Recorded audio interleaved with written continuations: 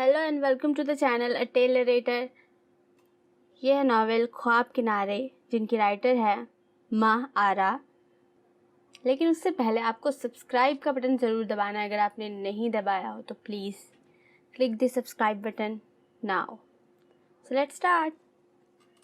वो इस कमरे के बाहर जीन्स की जेबों में हाथ डाले पिछले 5 मिनट से खड़ा था। दस्तक देना मुश्किल नहीं था, पर कभी कभार यादें मौके महल देखे बिना हावी हो जाती हैं। वो इस कमरे में बचपन से आता जाता रहा था, यहाँ दिन रात गुजारे थे। दस्तक जैसे किसी भी तकल्लुफ़ के बगैर। मुल्क छोड़ने के बाद बहुत सी चीज़ें रोज़मर्रा का हिस्सा नहीं रही थी, लेकिन इसका मतलब ये नहीं था कि वो ज़िंदगी का हिस्सा नहीं थी। जैसे ये कमरा। उसने जहन से सब झटक कर लकड़ी के सियाह दरवाजे पर हल्की सी दस्तक दी। आ जाए। दरवाजे के पार से मानूस आवाज़ उभरी। चंद लम्हे रुककर दोबारा दस्तक दी। वो अंदर नहीं जाना चाहता था। अब के दरवाज़ा खोला गया। वो दुख के अनगिनत मौसमों में लिपटी इसके सामने खड़ी थी। किसी हल्के रंग की शलवार कमीज़ पर अपनी नाप से बहुत खुला सियाह स्वेटर पहने, बाल ढीले बिखरे से जूड़े में समेटे, चेहरे पर शौक हैरानगी के आसार लिए वो सिर्फ एक लफ्ज़ ही कह पाई, आप। शायद वो दुनिया का आखिरी शख्स भी नहीं था जिसकी वहाँ मौजूदगी की तवक्का करती। हम बात कर सकते हैं। उसने कमरे के बराबर बने सिटिंग एरिया की तरफ इशारा किया। सामिया को चंद लम्हे लगे थे हैदर की बात समझकर जज्बात में सर हिलाने में। वो वापस अंदर पलट गई। चंद मिनट बाद वो बाहर आई तो कंधे पर सुरमई रंग की शॉल यूं ओढ़ रखी थी कि घुटनों तक सरापा ढप जाए। वो सिटिंग एरिया में रखे सिंगल सोफ़ों में से एक पर चेहरे पे वही अजली सख्त सी संजीदगी लिए मुंतज़िर सा बैठा था। वो जज्बों को रंगों से निस्बत देने वालों में से नहीं था, पर इसे सामिया के ओढ़े सियाह सुरमई रंग सोग और मायूसी की ही अलामत लगे। सोग समझ में आता था, पर इस कदर दबीज़ मायूसी। इसके चेहरे पर मौजूद सियाह हल्के कभी भी इसकी शख्सियत का हिस्सा नहीं रहे थे। वो बहुत गुलाबी रंग की मालिक नहीं थी, पर ऐसा जर्द चेहरा वो अपनी परछाई भी नहीं रही थी। वो अब हैदर को बेतासिर चेहरा लिए देख रही थी, जिसके बाल पहले की निस्बत काफ़ी बड़े हुए थे, इतने के 1 इंच की पोनी में जकड़ा जा सके। हैदर ने उसे बैठने का इशारा किया। तबीयत ठीक रहती है? तुम मुझे ठीक नहीं लग रही। वो बैठ गई तो वो पूछने लगा, आपने बात करनी थी कोई? गालिबन सवाल नज़रअंदाज किया गया।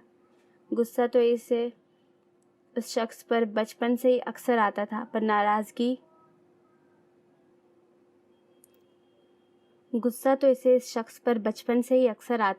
नाराज़गी ऐसा कोई ताल्लुक़ इनके दरमियान कभी नहीं रहा था।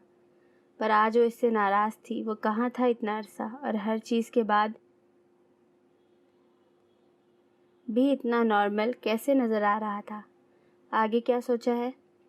किस बारे में? फाइक से बात हुई थी, वो बता रहा था तुम्हारे वालिद प्रेशराइज़ कर रहे हैं डैड को कि तुम्हें उनके साथ जाने दिया जाए, और तुम अपनी खाला के पास स्कॉटलैंड जाने का सोच रही हो। तुम अकेली होती तो ये तुम्हारा फ़ैसला था, लेकिन अब अगर तुम अपने बाप की मर्ज़ी पे इनके गांव जाकर अपने किसी कज़िन से शादी कर लेती हो तो तुम्हारा बच्चा ज़मींदारों की उन हवेलियों में किसी कमीन की तरह बड़ा होगा। और ये सिर्फ तुम्हारी औलाद नहीं है, और स्कॉटलैंड तुम्हारी खाला फुल टाइम जॉब करती हैं। उनके घर में तुम्हारे लिए महीना भर से ज़्यादा गुंजाइश नहीं निकलेगी। यूरोप में as a single parent survive करना बहुत मुश्किल है। सिंगल पेरेंटिंग का सबसे ज़्यादा नुकसान औलाद उठाती है, और अमान की औलाद के लिए मैं ये दोनों ही नहीं चाहूँगा। मैं चाहता हूँ कि तुम। वो हैदर के तवील जुमले सब्र से सुनना चाह रही थी। वो इसके सामने ज़ब्त खोना नहीं चाहती थी, पर इसके आखिरी जुमले। सामिया ने साथ पड़ा एसी का रिमोट कंट्रोल उठाकर इसे दे मारा, जो हैदर की गर्दन पर लगने के बाद इसके पैरों के करीब ज़मीन पर गिरा था। आपको लगता है कि इतना अरसा गायब रहने के बाद मैं मुंतज़िर बैठी होंगी कि आप यूं अचानक नमूदार होकर मुझे बताएंगे कि आप क्या चाहते हैं और क्या नहीं? आप इसे अपने सगे भाई से ज़्यादा प्यारे थे। ऐसा कौन सा मौका था जब वो आपके साथ नहीं था? आपके पेरेंट्स की डेथ, आपके बेटे की पैदाइश, आपका डिवोर्स, आखिरी दिन بھی وہ آفس جانے سے پہلے اسی پریشانی میں تھا کہ اس کی فلائٹ کنفرم ہو جائے تاکہ وہ آپ کے بیٹے کی کسٹڈی ٹرائل پر وقت سے پہنچ سکے۔ یو ایس شفٹ ہونے کے بعد پچھلے 10 سالوں میں آپ بمشکل 2 دفعہ پاکستان آئے ہیں، جبکہ آپ کا گھر، رشتہ دار، فیملی، بزنس سب یہی تھا، اور وہ ان 10 سالوں میں 20 دفعہ تو ضرور وہاں گیا ہوگا، جبکہ وہاں تھا ہی کیا آپ کے سوا۔ اور آپ اس کے جنازے تک یہاں شامل نہیں ہوئے۔ کہاں تھے آپ؟ ہاں، اور آج اتنے مہینوں بعد آپ کو یاد آئے ہیں ہم؟ رہنے دیں، آپ جائے جہاں سے آئے ہیں، بخش دے ہمیں۔ غصے میں بولتے بولتے اس کی آواز اب بھاری ہو گئی تھی، آنسو تیزی سے آنکھوں سے جاری تھے۔ وہ کوہنیاں گھٹنوں پر ٹکائے دونوں ہاتھوں کی انگلیاں باہم پھنسا کر ذرا گردن ترچھی کیے اسے سن رہا تھا۔ سامیہ نے بات مکمل کی تو اس نے جھک کر ریموٹ اٹھایا۔ اتنی لمبی تمہید نہیں باندھنی چاہیے تھی مجھے، کہتے ہوئے حیدر نے ریموٹ اس کی طرف بڑھایا کہ دوبارہ مارنا چاہو تو لو۔ وہ سرخ پڑتی آنکھوں میں غصہ لیے مخالف سمت دیکھتی رہی۔ ریموٹ نہ پکڑا تو حیدر نے اسے درمیان میں موجود ٹیبل پر رکھ دیا۔ میرے پاس ایک بہتر حل ہے، میں واپس نہیں جاؤں گا اب۔ فائق سے گھر کی رینوویشن کرانے کا کہہ کر اوپر آ رہا ہوں۔ ہم شادی کر سکتے ہیں، اس طرح تم دونوں یہیں رہ سکتے ہو۔ تمہارے فادر کے پاس اعتراض کا کوئی جواز نہیں رہے۔ انداز ایسا تھا جیسے آفس میں کوئی پروجیکٹ پرپوزل پر بات کر رہا ہو کہ ہماری آفر قبول کرنے سے آپ کو کیا کیا فوائد حاصل ہو سکتے ہیں۔ سامیہ کا دل کیا وہ ریموٹ اٹھا کر اب کہ اتنی طاقت کے ساتھ اس کے سر پر دے مارے کہ اس کا سر نہیں تو کم از کم ریموٹ ضرور ٹوٹے۔ کہہ کیا رہا تھا وہ؟ میں نے اگر 2 منٹ مزید آپ کی بات سنی تو میرا بی پی شوٹ کر جائے گا، جس کے خلاف مجھے میری ڈاکٹر نے سختی سے وارن کر رکھا ہے۔ وہ چلانے کی خواہش کو سختی سے دبا کر ایک ایک لفظ پر زور دیتے ہوئے اٹھنے لگی۔ ہم اتنے میچور اور تہذیب یافتہ تو ہیں کہ ایک دوسرے سے شدید اختلاف رکھنے کے باوجود تحمل سے بات کر سکے۔ حیدر نے اسے جانے سے روکا۔ میں 48 گھنٹے کی کنیکٹنگ فلائٹ لے کر تم سے بات کرنے آیا ہوں، تم مجھے 48 نہ صحیح 20 منٹ ہی دے دو۔ وہ یوں ہی کھڑی رہی تو اس نے جیسے درخواست کی، عجیب بارو آپسی درخواست۔ آپ کو اندازہ بھی نہیں ہے یہ کس قدر تکلیف دہ ہے۔ وہ بیٹھتے ہوئے دبا دبا سا چلائی تھی۔ میں 12 سال کا تھا اماں ابا کی ڈیتھ کے وقت، اور تم 10 سال کی تھی جب تمہاری موم نے اپنی ابیوزو شادی ختم کی تھی۔ ہم دونوں سے بہتر کون جانتا ہے کہ اب نارمل بچپن کیسی اب نارمل شخصیت کو پروان چڑھاتا ہے۔ ہم تینوں میں مکمل صرف امان تھا، کیونکہ وہ ایک نارمل فنکشنل فیملی کا حصہ تھا۔ تم نے اور میں نے اپنا سارا بچپن اس کے گھر میں پناہ اور اس کی شخصیت میں مرہم ڈھونڈتے گزارا ہے۔ اپنی زندگی کا اتنا بڑا حصہ ہمیں ریپیئر کرنے پر صرف کرنے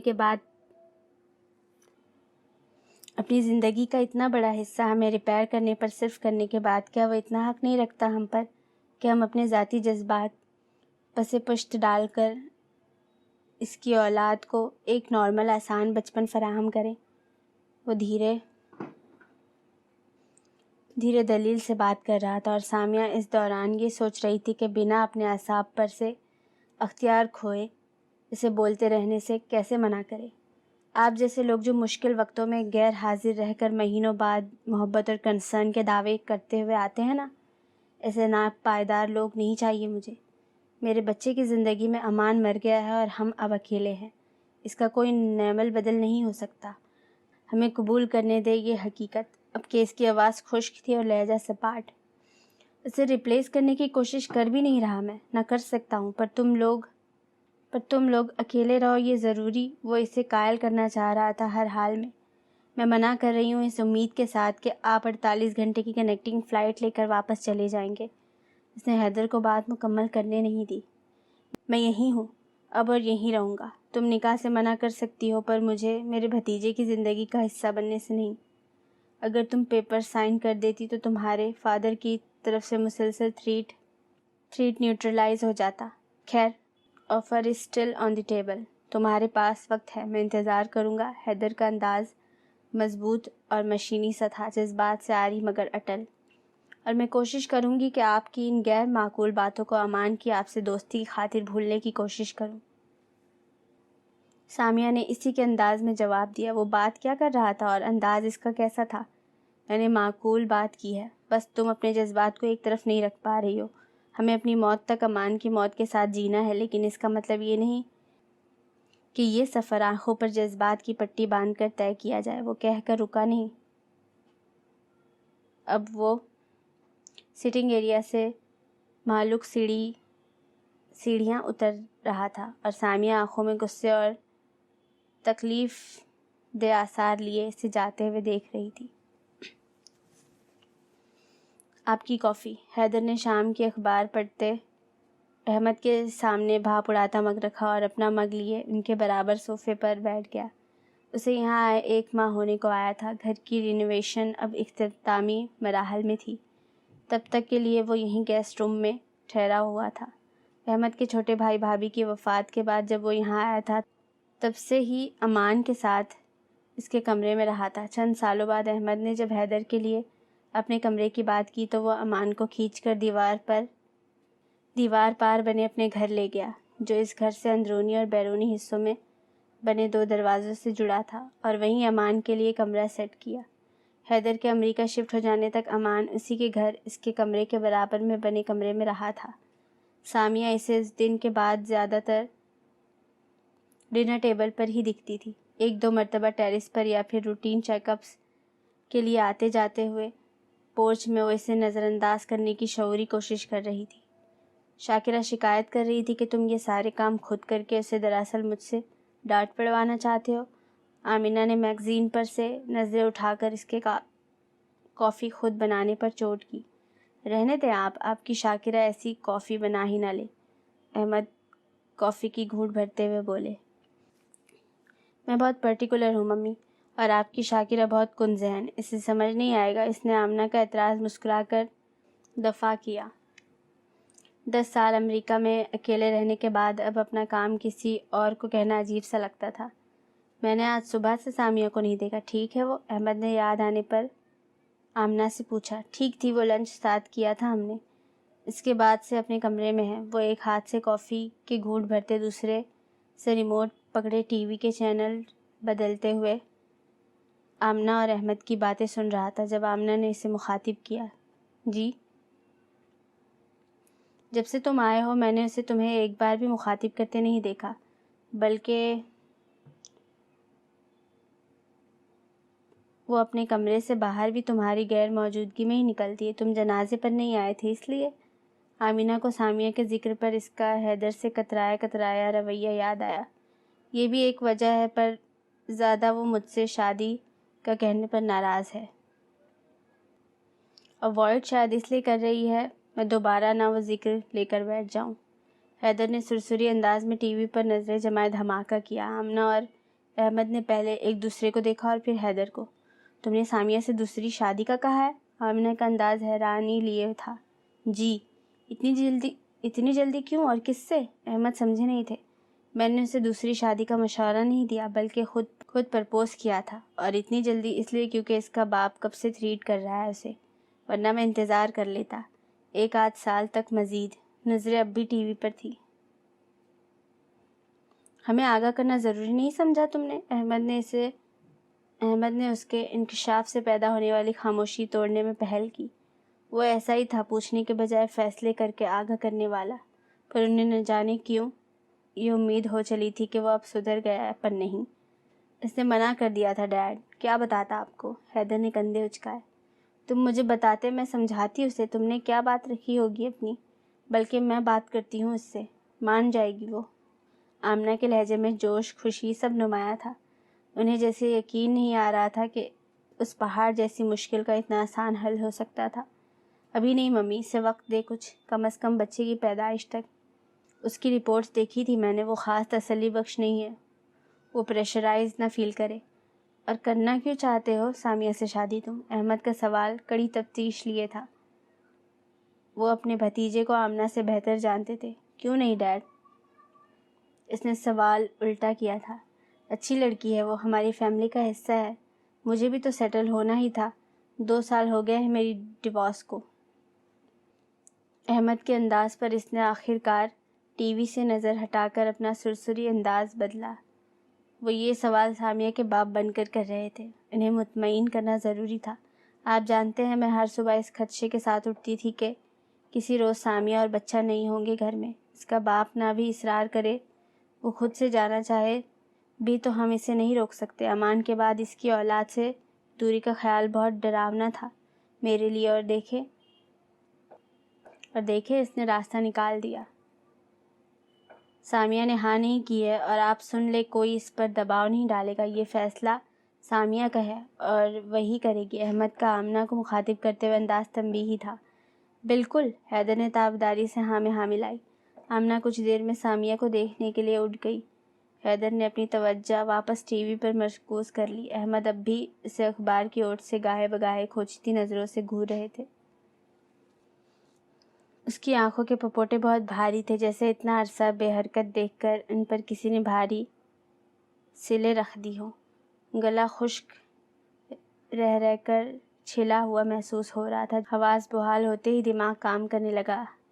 وہ اپنی ڈیو ڈیٹ سے 1.5 ماہ پہلے نمیرہ بھابھی کے ساتھ ایک روٹین چیک اپ کے لیے ہسپتال آئی تھی۔ ڈاکٹر نے اس کی رپورٹ سے گھبرا کر اسے فوراً داخل کیا تھا۔ اس کے بعد سب دھندلا تھا۔ آپریشن تھیٹر میں اس کے بے قابو بلڈ پریشر سے پریشان ہوتے ڈاکٹروں کی آواز، کمرے کے کونے میں پڑی ٹیبل پر موجود اس کے بچے پر جھکے ڈاکٹر۔ وہ شاید رو نہیں رہا تھا، اور پھر گھپ اندھیرا اور خاموشی۔ وہ رو کیوں نہیں رہا تھا؟ اب کہاں تھا وہ؟ اس نے تو اسے دیکھا ہی نہیں تھا، یا اس نے ایک دم سے آنکھیں کھول کر اٹھنا چاہا؟ نچلے دھڑ سے اٹھتا درد سارے جسم میں پھیلا، وہ بے اختیار کر رہی۔ سامیہ آرام سے، دھیان سے بچے، یہاں ہوں میں۔ آمنہ ساتھ والی بیڈ پر لیٹی ہوئی تھی۔ اسے اٹھتا دیکھ فوراً قریب آئی۔ ممی وہ رو نہیں رہا تھا، ممی کہاں ہے وہ؟ رندی ہوئی آواز میں بے چینی سے پوچھ رہی تھی۔ سب ٹھیک ہے ہادی، ٹھیک ہے بالکل۔ ڈرا تو ہمیں تم نے دیا تھا، کوئی ایسے کرتا ہے بچے؟ پر اب تم بھی ٹھیک ہو، شکر میرے اللہ کا۔ آمنہ اس کے گال پیار سے سہلا کر اسے پرسکون کرنے کی کوشش کر رہی تھی۔ کتنے مشکل گزرے تھے پچھلے چند دن۔ ہادی؟ اس نے نام کے بارے میں استفسار کیا۔ 4 دن سے ہاسپٹل میں ہے۔ اتنی فارمیلٹیز تمہارے ڈیڈ نے فارمز پر ہادی لکھوا دیا، پر تم بدلنا چاہو تو ضرور۔ نہیں، ہادی ٹھیک ہے۔ کہاں ہے وہ؟ اسے اچھا لگا تھا۔ سب پچھلے کچھ وقت سے اس کے بیٹے کو اس نام سے پکار رہے تھے۔ اسے برا کیسے لگ سکتا تھا وہ نام؟ اتنا چھوٹا سا ہے وہ، ابھی 10 دن انکیوبیٹر رکھنا ہے اسے۔ حیدر وہیں ہے اس کے پاس، پہلے دن سے وہیں بیٹھا ہوا ہے۔ نرسری کے سامنے رکھی چیئرز پر تمہاری ڈاکٹر کچھ گھنٹوں میں راؤنڈ پر آتی ہے، تو اجازت لے کر تمہیں لے جاؤں گی۔ تم ٹھیک ہو نا؟ ڈاکٹرز کو بلاؤں یا کیسا ہے وہ؟ اس نے نفی میں سر ہلا کر ڈاکٹر کو بلانے سے منع کیا۔ بہت پیارا، بالکل امان جیسا۔ پری میچور برتھ ہے، پر ڈاکٹرز کہہ رہے ہیں ماشاءاللہ وہ اس کنڈیشن میں بھی باقی بچوں کے مقابلے بہت اچھا کوپ کر رہا ہے۔ وہ سامیہ کے اشارے پر اسے پانی کا گلاس تھماتے ہوئے پرمہر انداز میں ہادی کی صحت کے متعلقہ آگاہ کر رہی تھی۔ میرا فون گھر رہ گیا آج، بلکہ میں جا کر حیدر کو بھیجتی ہوں۔ اس کے فون میں ہے ہادی کی پکچرز، ہادی کو بھی دیکھ آؤں گی اسی بہانے۔ وہ انہیں حیدر کو بھیجنے سے منع کرنا چاہ رہی تھی، پر وہ اس قدر خوشی سے ہادی کی تصاویر دیکھنے کو کہہ رہی تھی کہ وہ منع نہیں کر پائی۔ آمنہ کے جانے کے بعد اس نے تکیے پر سر رکھ لیا۔ اس کا بیٹا ٹھیک تھا، یہ بے چینی بھی ختم ہوئی۔ چھت کو تکتے ہوئے اس نے اپنے اندر کا خالی پن محسوس کیا، نہ خوشی نہ اطمینان، بس سناٹا، دبیز، محیب۔ دروازہ کھلنے کی آواز سے اس کا ارتکاز ٹوٹا۔ حیدر اندر داخل ہو رہا تھا۔ اس کے ہاتھوں میں فون تھا، جیسے راستے میں مطلوبہ پکچرز فون گیلری میں کھولتا ہوا آیا تھا۔ اسے دیکھ کر سامیہ نے خود سے اٹھ بیٹھنے کی ایک اور ناکام کوشش کی۔ حیدر نے اس کی مشکل سمجھتے ہوئے خاموشی سے جھک کر اس کے بیڈ کا لیول سیٹ کیا اور اسے فون تھما کر خود کونے میں پڑے ایک صوفے پر بیٹھ گیا۔ وہ تصاویر سامیہ دنیا بھلا کر دیکھنے لگی۔ چھوٹا سا گلابی نازک سا وجود، چوسنی سے بنا کر سوتا ہوا کچھ دیر پہلے کا خالی پن اس معصوم سے وجود کے لیے محبت سے بھر گیا۔ ممتا آنکھوں سے آنسو بن کر ٹپکی۔ یہ ٹیوبس؟ اس نے بے قراری سے ہادی کے جسم سے جڑی نلکیوں کے متعلق پوچھا۔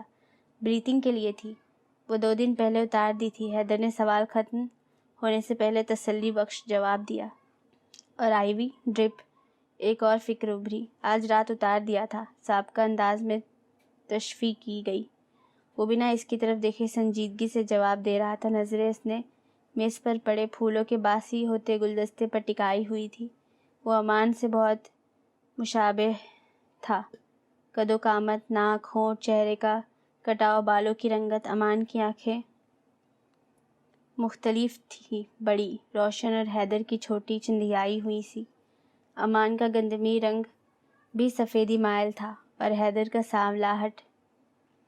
امان کے چہرے پر ہمیشہ سجی رہنے والی معصوم سادہ سی خیر مقدمی مسکراہٹ بھی یہاں مفقود تھی، اور اس کی جگہ ایک خاص فاصلہ برقرار رکھنے پر مجبور کرتی سنجیدگی تھی۔ وہ دونوں مشرق و مغرب ہو کر بھی غیر معمولی ظاہری مشابہت رکھتے تھے۔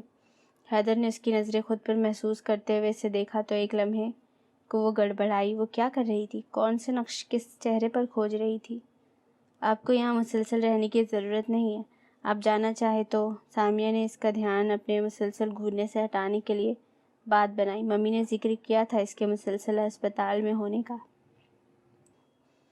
آئی نو، ممی ہادی کے پاس رکنا چاہ رہی تھی اور تم اکیلی تھی، سو وہ سمجھا وہ اس کے کمرے میں موجودگی سے غیر آرام دہ ہو رہی ہے۔ ممی کے آنے تک میں باہر ہی ہوں، کچھ چاہیے ہو تو بلا سکتی ہو۔ وہ واقعی جانے لگا۔ آپ کا فون؟ سامیہ نے پیچھے سے آواز دی۔ وہ فون لے کر چلا گیا۔ اس نے کوئی صفائی نہیں دی کہ اس کا مطلب کچھ اور تھا۔ زندگی بعض اوقات ان چھوٹی چھوٹی وضاحتوں سے بہت آگے نکل آتی ہے۔ اس نے تھکن زدہ انداز میں سر دوبارہ تکیے پر رکھا۔ تم نے وہ ڈاکیومنٹس چیک کیے جو فائق کہہ رہا تھا؟ آمنہ ہادی کی ہلکے ہاتھوں سے مالش کرتے ہوئے سامیہ سے مخاطب تھی، جو ان کی پلنگ سے دور دیوار گیر کھڑکی کے پاس رکھی آرام کرسی پر بیٹھی باہر کا منظر تک رہی تھی۔ جی، بھیج دیے تھے میں نے بھائی کو۔ اس کی نظریں اب بھی کھڑکی کے پار ٹکی تھیں۔ فائق کہہ رہا تھا کہ اگر تم ایسے ہی گھر سے تھوڑا بہت کام دیکھ لیا کرو تو اس کی بہت مدد ہو جائے گی۔ آمنہ نے بات جاری رکھی۔ جو ڈاکیومنٹس بھائی نے بھیجے تھے وہ پروجیکٹ میری موجودگی میں شروع ہوا تھا، سو مجھے آئیڈیا تھا، پر میں سال بھر سے آفس نہیں گئی۔ گھر میں رہ کر صرف فگرز اور تھیوری کو دیکھ کر میں انہیں پریکٹیکل میٹرز پر کیسے ایڈوائز کر سکتی ہوں؟ مدد کے بجائے اور کام بڑھ جائے گا ان کا۔ فائق کو اگر مدد چاہیے ہوتی تو وہ ضرور کرتی، پر فی الحال وہ سب صرف اسے مصروف رکھنے کے عذر تلاش کر رہے تھے تاکہ وہ نارمل روٹین پر واپس آ سکے۔ یہ ان سب کی محبت تھی، وہ قدر کرتی تھی، پر اس گھر آفس سے متعلق اس کی ہر روٹین امان سے جڑی تھی۔ جب وہ ہی نہیں رہا تو کیا روٹین اور کیا نارمل؟ ہادی اب 2 ماہ کا ہو گیا ہے، تم چاہو تو 1-2 گھنٹے کے لیے جا سکتی ہو آفس، میں ہوں ہادی کے پاس۔ وہ سامیہ کو قائل کرنا چاہ رہی تھی۔ میں نے ابھی فیصلہ نہیں کیا ممی۔ وہ یہ ذکر نہیں کرنا چاہ رہی تھی، پر آمنہ کا مسلسل اصرار۔ آمنہ چپ ہو گئی۔ وہ جانتی تھی کہ وہ اس فیصلے کی بات نہیں کر رہی کہ اس نے دوبارہ آفس جانا ہے یا نہیں، بلکہ اس کا اشارہ اس طرف ہے کہ اس نے وہاں مزید رہنا بھی تھا یا نہیں۔ انہوں نے ایک نظر سامیہ کو دیکھا اور پھر ہادی کو۔ اسے مالش سکون دے رہی تھی۔ آنکھیں بند کیے وہ دھیمے سے مسکرایا۔ اس بات کا امکان بھی کہ وہ مستقبل میں ان کے قریب نہیں ہوگا تکلیف دہ تھا۔ وہ اب مزید انتظار نہیں کرنا چاہ رہی تھی۔ کل حیدر کا گھر دیکھنے گئی تھی میں، سیڑھیوں پر بیبی گیٹ لگوایا ہے اس نے۔ میں نے پوچھا کہ مزیر تو بڑا ہے۔ اب تو کہتا ہے ہادی کے لیے ہے۔ انہوں نے تمیز باندھی۔ سامیہ سابقہ انداز میں انہیں سن رہی تھی۔ تمہیں سوچنا چاہیے اس کے بارے میں۔ بالآخر بات رکھی گئی۔ جی، بیبی گیٹ؟ سامیہ سمجھ نہیں پائی وہ کیا کہنا چاہ رہی ہیں۔ حیدر سے شادی کی بات کر رہی ہوں میں۔ انداز میں ٹھہراؤ تھا۔ آنکھیں سامیہ کے چہرے پر ٹکی تھی جس پر وہ بہت واضح حیرانگی کا تاثر تھا۔ وہ تو سمجھی تھی اس نے حیدر کو منع کر کے بات وہیں ختم کر دی تھی۔ حیدر نے بتایا تھا ہمیں، آمنہ نے اس کی کیفیت سمجھتے ہوئے کہا۔ اس نے آپ سے کہا ہے یہ سب کہنے کو؟ اسے حیدر پر ایک دم ہی بہت سارا غصہ آیا۔ نہیں، بلکہ اسی نے تو اتنا عرصہ تمہاری طبیعت کے پیش نظر تم سے کوئی بھی بات کرنے سے روکے رکھا تھا مجھے، پر اب تم ٹھیک ہو، بلڈ پریشر بڑھائے بنا میری بات سن سکتی ہو۔ کاش وہ بلڈ پریشر بڑھا کر انہیں بولنے سے روک سکتی۔ ممی پلیز، ہم کوئی اور بات کرتے ہیں۔ متوازن آواز کے پس پردہ جیسے ڈھیروں آنسو تھے۔ حقیقت سے فرار کسی مسئلے کا حل نہیں ہوتا۔ آج وہ اپنی بات مکمل کر کے اٹھنا چاہ رہی تھی۔ میں بھاگ نہیں رہی ہوں، میں نے بہت صاف الفاظ میں حیدر کو جواب دے دیا تھا۔ وہی پراشک سا متوازن خشک لہجہ۔ ہاں، کیونکہ تم طے کر چکی ہو، تم نے تمام عمر ایک ہی حادثے کے سرہانے ماتم کرتے گزارنی ہے۔ وہ اسے عمر بھر ماتم اوڑھے نہیں دیکھ سکتی تھی۔ میرا ایک بیٹا ہے، میں اپنے بارے میں نہیں سوچ سکتی۔ شادی وغیرہ مجھے ہادی کے لیے سوچنا ہے اب۔ اسے اب واضح جھنجھلاہٹ ہو رہی تھی۔ تو اسی کے بارے میں سوچ لو۔ حیدر بہت محبت کرتا ہے ہادی سے۔ تمہیں اپنے لیے شاید حیدر سے بہتر ساتھی مل جائے، پر ہادی کے لیے اس سے اچھا باپ نہیں ملے گا۔ حیدر کی ہادی سے محبت کوئی ڈھکی چھپی بات نہیں تھی۔ وہ آفس کے بعد کا زیادہ تر وقت ہادی کے ساتھ ہی گزارتا تھا، اور باقی مردوں کی طرح اس کی محبت گود میں اٹھانے تک محدود نہیں تھی۔ وہ اس کا ہر کام کر لیتا تھا، فارمولا بنانا، ڈائپر بدلنا، سلانا، اس کے چیک اپ کی، ویکسینیشن کی ہر تاریخ، ہر شیڈول اسے یاد تھی۔ گھنٹوں ہادی کا حیدر کے پاس ہونا اسے جھنجھلاہٹ میں مبتلا کر دیتا تھا، پر وہ چاہ کر بھی اعتراض کا کوئی پہلو نہیں نکال پاتی تھی۔ آپ سب کو نظر کیوں نہیں آ رہا؟ میں جج نہیں کر رہی، پر وہ اپنی شادی تو نبھا نہیں پایا۔ اس کا بیٹا 2 سال کسٹڈی جیسی کھینچ تان کی اذیت میں مبتلا رہا ہے، اور اس وقت جب اس کے اپنے بیٹے کو اس کی ضرورت سب سے زیادہ ہے، وہ اسے ایک غیر ملک میں تنہا چھوڑ کر یہاں میرے بیٹے سے محبت جتا رہا ہے، میرے اس بیٹے سے جس کے باپ کے جنازے تک میں شریک نہیں ہوا تھا۔ وہ حیدر ایک غیر ذمہ دار اور ناقابل اعتبار شخص ہے ممی۔ آپ سب اس سے محبت کرتے ہیں، اس لیے آپ لوگوں کو نہیں دکھتا، پر وہ شروع سے ہی ایسا رہا ہے، ذمہ داریوں سے، رشتوں سے بھاگنے والا۔ سامیہ نے حیدر پر سارا غصہ اس کے ذات پر تلخ الفاظ میں تبصرے کی صورت نکالا۔ شادی نہ چل پانا تو نصیب ہوتا ہے، قصور تھوڑی، تم خود بروکن فیملی سے ہو۔ تم کیسے یہ کہہ سکتی ہو؟ آمنہ کو جیسے افسوس ہوا۔ میں ہی تو کہہ سکتی ہوں ممی، میرے پیرنٹس کی شادی میرے باپ کی وجہ سے ٹوٹی۔ یہ ان کا نصیب نہیں بلکہ قصور تھا۔ اس نے جھلا کر کرسی کے ہتھے پر ہاتھ مارا۔ اور تمہاری مما، ان کا بھی قصور رہا ہوگا پھر تو۔ آمنہ تحمل سے بحث کر رہی تھی۔ تھا نا، غلط شخص سے شادی۔ اب کی آواز میں نمی واضح تھی۔ ماں کا ذکر اسے ہمیشہ یوں ہی بے چین کر دیتا تھا۔ تو ہو سکتا ہے حیدر کا قصور بھی غلط انسان سے شادی ہو۔ تمہارا باپ اس تعلق میں قصوروار تھا تو اس کا مطلب یہ تو نہیں مزیر کا باپ بھی ہو۔ تم زیادتی کر رہی ہو سامیہ۔ ان کے انداز میں ڈھکی چھپی ملامت تھی۔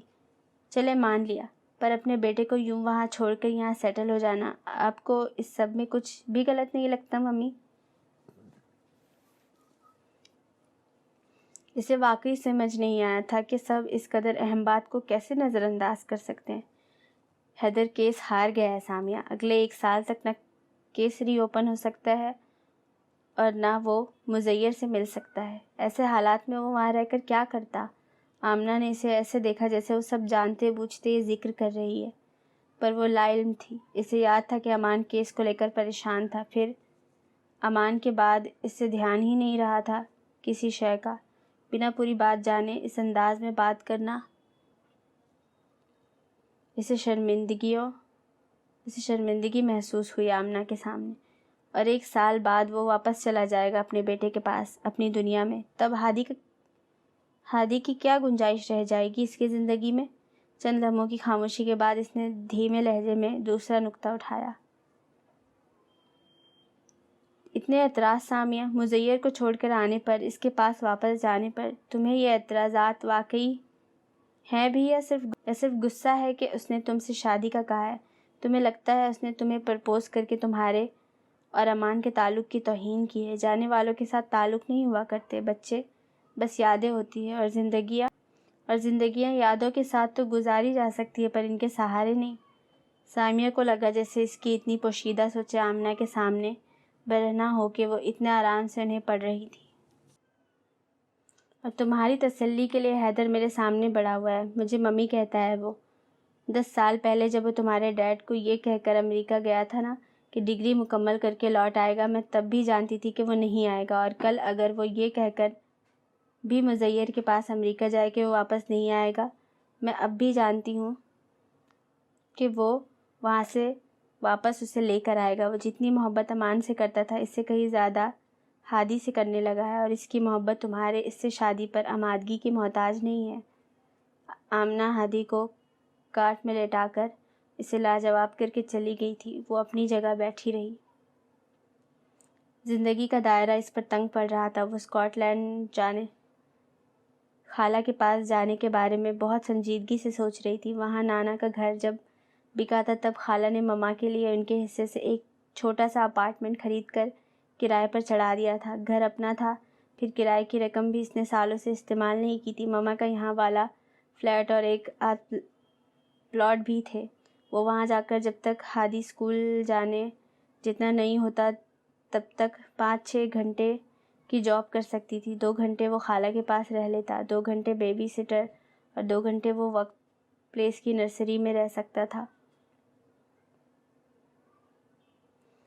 سب بہت آسان نہیں تو بہت مشکل بھی نہیں تھا، پر خالہ سے پچھلے چند ماہ سے کوئی رابطہ نہیں ہو پا رہا تھا۔ امان کی موت کے 2 ماہ تک وہ باقاعدگی سے فون کرتی تھی، اسے اپنے پاس بلاتی تھی، پھر کالز میں لمبے وقفے آنے لگے، اور اب چند ماہ سے اس طرف سے مکمل خاموشی تھی۔ سیل نمبر بند تھا، ان کا ای میلز کا بھی کوئی جواب نہیں آ رہا تھا۔ اس نے آج صبح لینڈ لائن کا خیال آنے پر انہیں ان کے گھر کے نمبر پر کال کی جو کسی اجنبی عورت نے اٹھائی تھی، اور تب سے یقین نہیں آ رہا تھا کہ زندگی یوں بھی اس کی ہر راہ بند کر سکتی ہے۔ خالہ کو الزائمر ہو گیا تھا، جس نے چند ماہ میں غیر معمولی رفتار سے ان کی یادداشت کو متاثر کیا تھا۔ 2 ماہ قبل ان کا بیٹا جو کسی ملٹی نیشنل میں کام کرتا تھا اور 12 ماہ ٹریول کرتا تھا، انہیں نرسنگ ہوم میں داخل کروا کر گھر بیچ کر کہیں چلا گیا تھا۔ اس کا خالہ زاد جو عمر میں اس سے کافی بڑا تھا، اس کے کم عمری سے ہی خالہ سے بہت اختلاف رہے۔ 16 سال کی عمر میں گھر چھوڑنے کے بعد وہ سال میں 6 فون اور 3 دن کے 2 چکر لگانے کے علاوہ کوئی رابطہ نہیں رکھتا تھا۔ وہ اسے ٹھیک سے جانتی تک نہیں تھی۔ اسے نہیں سمجھ آ رہا تھا کہ وہ کیا کرے۔ اب وہ ایک اتنے چھوٹے بچے کے ساتھ دیار غیر میں بالکل تنہا نہیں رہ سکتی، اور یہاں اسے اس کا باپ نہیں رہنے دے رہا تھا۔ بابا نے ہادی کی پیدائش کے وقت ہسپتال آ کر بہت تماشا کیا تھا۔ وہ اور ان کے بھتیجے اصلاح تک ساتھ لائے تھے۔ وہ اسے ہر صورت اپنے ساتھ لے جانا چاہتے تھے۔ کچھ ڈاکٹر نے اس کی طبیعت کے پیش نظر سختی سے اسے کہیں بھی لے جانے سے منع کیا، اور کچھ ڈیڈ نے اپنے تعلقات استعمال کر کے انہیں روکا۔ حیدر کی اس کے چچا زاد سے ہاتھا پائی تک ہو گئی تھی۔ وہ فی الحال کے لیے ٹل گئے تھے، پر وہ جانتی تھی کہ یہاں خاموشی دیر پا نہیں تھی۔ ہادی کے رونے کی آواز نے گھپ خاموشی کو توڑا۔ آمنہ کو گئے 3 گھنٹے ہو گئے تھے۔ کمرے میں اب رات کی سیاہی پھیلی تھی، اور وہ وہیں تب سے اسی کرسی پر بیٹھی زندگی کی جمع تفریق کرتی رہی تھی۔ ہر بار ملنے والے جواب کو 0 سے ضرب دیتی۔ وہ وہی 0 ہاتھوں میں لیے ہادی کی کاٹ تک جانے کے لیے اٹھی۔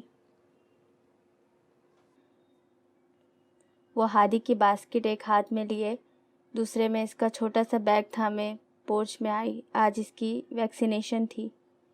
گاڑی کی طرف بڑھتے ہوئے اسے باغیچے میں بنے چھوٹے دروازے سے حیدر اپنے گھر سے آتا دکھائی دیا۔ اسے اپنے گھر شفٹ ہوئے کافی عرصہ ہو گیا تھا۔ وہ جینز اور رف سی سرمئی ٹی شرٹ میں ملبوس، بال آدھے پونی میں باندھے ہوئے سر جھکائے چلا آ رہا تھا۔ آفس کے علاوہ وہ ایسے ہی حلیے میں دکھتا تھا۔ ہادی ساتھ نہ ہوتا تو وہ اسے نظر انداز کر کے گزر جاتا، بجائے وہاں رک کر اس سے پوچھنے کے وہ کہاں جا رہی ہے۔ ہادی کی ویکسینیشن ہے۔ اکیلے وائن اس کے سامنے سوالیہ نظریں لیے کھڑا تھا۔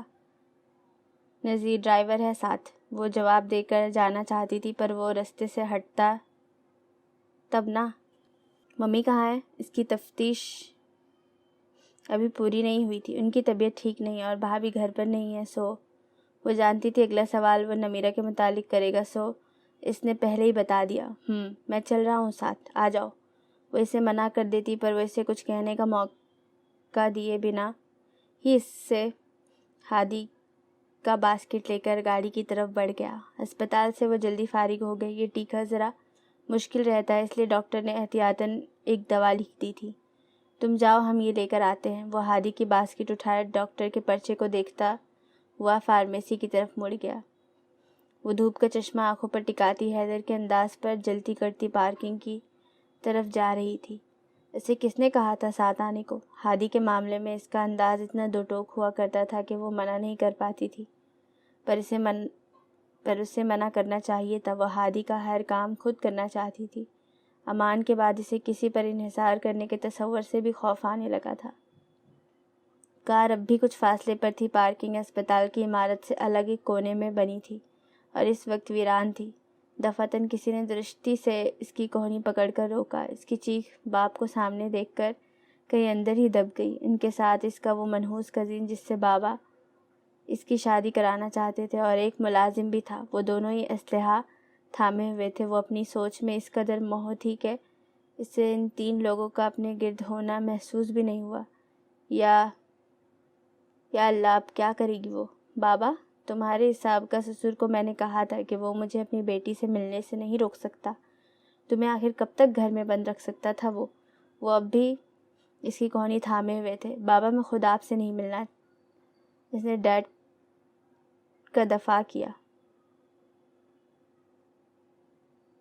باقی باتیں گاڑی میں بیٹھ کر کرتے ہیں، چلو۔ منان نے اسے بات مکمل کرنے نہیں دی۔ مجھے آپ کے ساتھ کسی گاڑی میں نہیں بیٹھنا، نہ کہیں جانا ہے۔ چھوڑیں مجھے گھر جانا ہے۔ سامیہ نے جھٹکے سے اپنی کوہنی چھڑائی۔ ہاں تو گھر ہی جا رہے ہیں ہم، تمہارے اپنے گھر۔ وہ لڑکا نہیں رہا اب، اور اس کے ساتھ تمہارا اس کے خاندان سے تعلق بھی ختم ہوا۔ کس قدر صفاقی اور بے حسی تھی ان کے انداز میں۔ سامیہ نے انہیں دکھ سے دیکھا۔ کیسے ختم ہوا ہے تعلق؟ میرا بیٹا اسی خاندان کا فرد ہے۔ آپ ہٹیں یہاں سے، مجھے جانے دیں۔ اس نے انہیں پھر دونوں ہاتھوں سے اپنے رستے سے ہٹانا چاہا۔ تو بیٹے کو رہنے دو وہیں، مجھے میری بیٹی سے غرض ہے۔ آپ کو اندازہ ہے آپ کہہ کیا رہے ہیں؟ وہ ساری عمر باپ سے امیدیں وابستہ کرتی آئی تھی اور وہ اس کی ہر امید کو یوں ہی توڑتے آئے تھے۔ چاچا، دیر ہو رہی ہے، لوگ نہ آ جائیں اس طرف، ہٹے آپ۔ فہیم نے منان کو ایک طرف کر کے سامیہ کی کلائی دبوچی۔ اس نے چیخنے کے لیے منہ کھولا تو اس نے ایک ہاتھ اس کے منہ پر رکھنے کی کوشش کی۔ تبھی کسی نے فہیم کا ہاتھ جھٹک کر اسے پیچھے دھکیلا۔ وہ حیدر تھا۔ کیا کر رہے ہو تم یہاں؟ حیدر کا انداز سخت ناگواری لیے تھا۔ وہ فہیم کو انگارہ آنکھوں سے گھور رہا تھا۔ تمہیں مرنے کا شوق ہے بہت۔ اس دن اسپتال تھا تو بچ گئے تھے تم، آج ایسا نہیں ہوگا۔ وہ جو دھکا لگنے سے لڑکھڑایا تھا حیدر کو دیکھتے ہوئے دہاڑا۔ تم جاؤ یہاں سے، میں اپنی بیٹی سے بات کر رہا ہوں، ہمارا آپس کا معاملہ ہے۔ منان نے حیدر کی طرف بڑھتے فہیم کو روک کر اسے جانے کو کہا۔ تو اپنے بھتیجے سے کہیے کہ اپنے ہاتھ قابو میں رکھے، آپ بات کریں، میں یہیں کھڑا ہوں۔ وہ سینے پر ہاتھ باندھ کر سامیہ کے ساتھ کھڑا ہو گیا۔ نظریں اب بھی فہیم پر تھی۔ ہم گھر جا کر بات کریں گے، تم چلو میرے ساتھ۔ منان نے پھر سامیہ کی کلائی دبوچی۔ میں نہیں جاؤں گی کہیں بھی، آپ اپنے ملازم سے کہیے بندوق ہٹائے وہ۔ اس نے درستی سے اپنی کلائی چھڑائی۔ وہ گھنی مونچھوں والا توانا شخص حیدر پر بندوق تانے کھڑا تھا۔ جب وہ کہہ رہی ہے وہ نہیں جائے گی تو نہیں جائے گی، جاؤ تم لوگ۔ حیدر نے اپنے بازو سے اسے اپنے پیچھے کرتے ہوئے بندوق کی پرواہ کیے بنا آگے ہوتے ہوئے کہا۔ اب کہ فہیم نے بھی اس پر بندوق تان کر ٹریگر پر دباؤ بڑھایا۔ حیدر، میں بات کر رہی ہوں۔ اس نے حواس باختہ ہو کر حیدر کے بازو پر دونوں ہاتھ رکھے۔ اسے روکنا چاہا، وہ اسے نقصان نہیں پہنچاتے، پر حیدر وہ گولیاں چلا دینے والوں میں سے تھے۔ ملازم بندوق تانے منان کے اشارے کا منتظر تھا، پر فہیم اس کی آنکھوں میں خون اترا ہوا تھا۔ وہ کسی بھی لمحے ٹریگر دبا دیتا۔ وہ حیدر کا بازو ہٹاتے اس کے آگے آ کر کھڑی ہو گئی، یوں کہ تنی ہوئی بندوقوں اور اس کے درمیان ڈھال ہو۔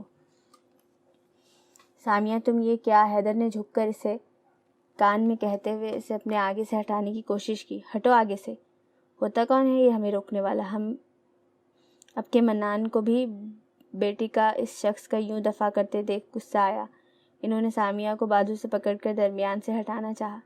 شوہر ہے یہ میرا، پچھلے ہفتے ہمارا نکاح ہوا ہے، یہ ڈیڈ کا بھتیجا ہے اور اسکول میں میرا سینئر تھا۔ میں اپنے گھر جاؤں گی اور کہیں نہیں، تمہیں سمجھ نہیں آ رہا ہے؟ بندوق ہٹاؤ اپنی۔ وہ آخر میں منان کے ملازم پر گرائی تھی، جس نے جھجک کر بندوق والا ہاتھ ڈھیلا چھوڑ دیا۔ پہلے بات اور تھی، پر اگر یہ شخص مالک کا داماد تھا تو یہ ان کا خاندانی جھگڑا تھا۔ 6 حیران آنکھیں بیک وقت اس پر رکی تھی۔ سب سے زیادہ تپش اسے اپنی پشت پر موجود ان 2 آنکھوں کی محسوس ہوئی۔ تم نے مجھے بتانا بھی ضروری نہیں سمجھا؟ باپ ہوں میں تمہارا، وہ شوق کی کیفیت میں اس پر دہاڑے۔ نہیں، اس نے گردن کڑا کر سختی سے کہا۔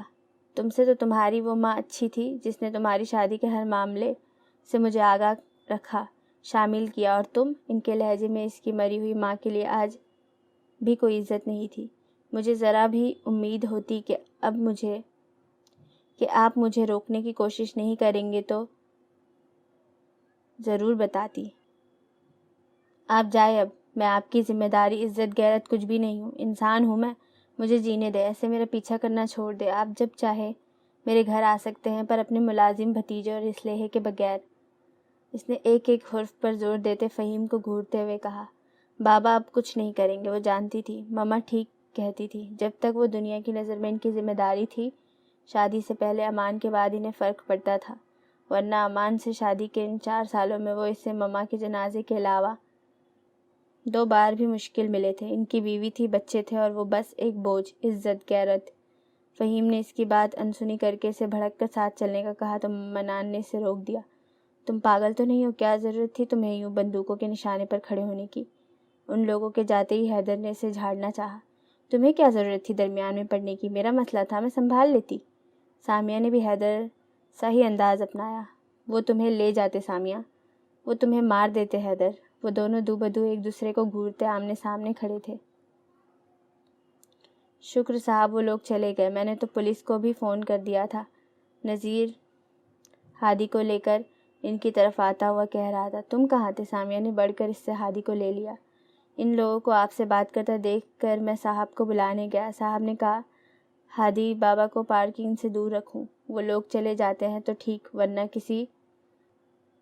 ورنہ کسی بھی صورتحال میں سب سے پہلے بابا کو گھر پہنچاؤں۔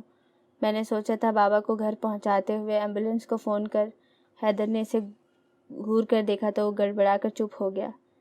یہ لو پھل وغیرہ خرید کر مستقین میں بانٹ کر گھر آنا کہ تمہیں ایمبولینس کو فون نہیں کرنا پڑا۔ حیدر نے اسے پیسے دے کر اس سے چابی لے لی۔ وہ کار میں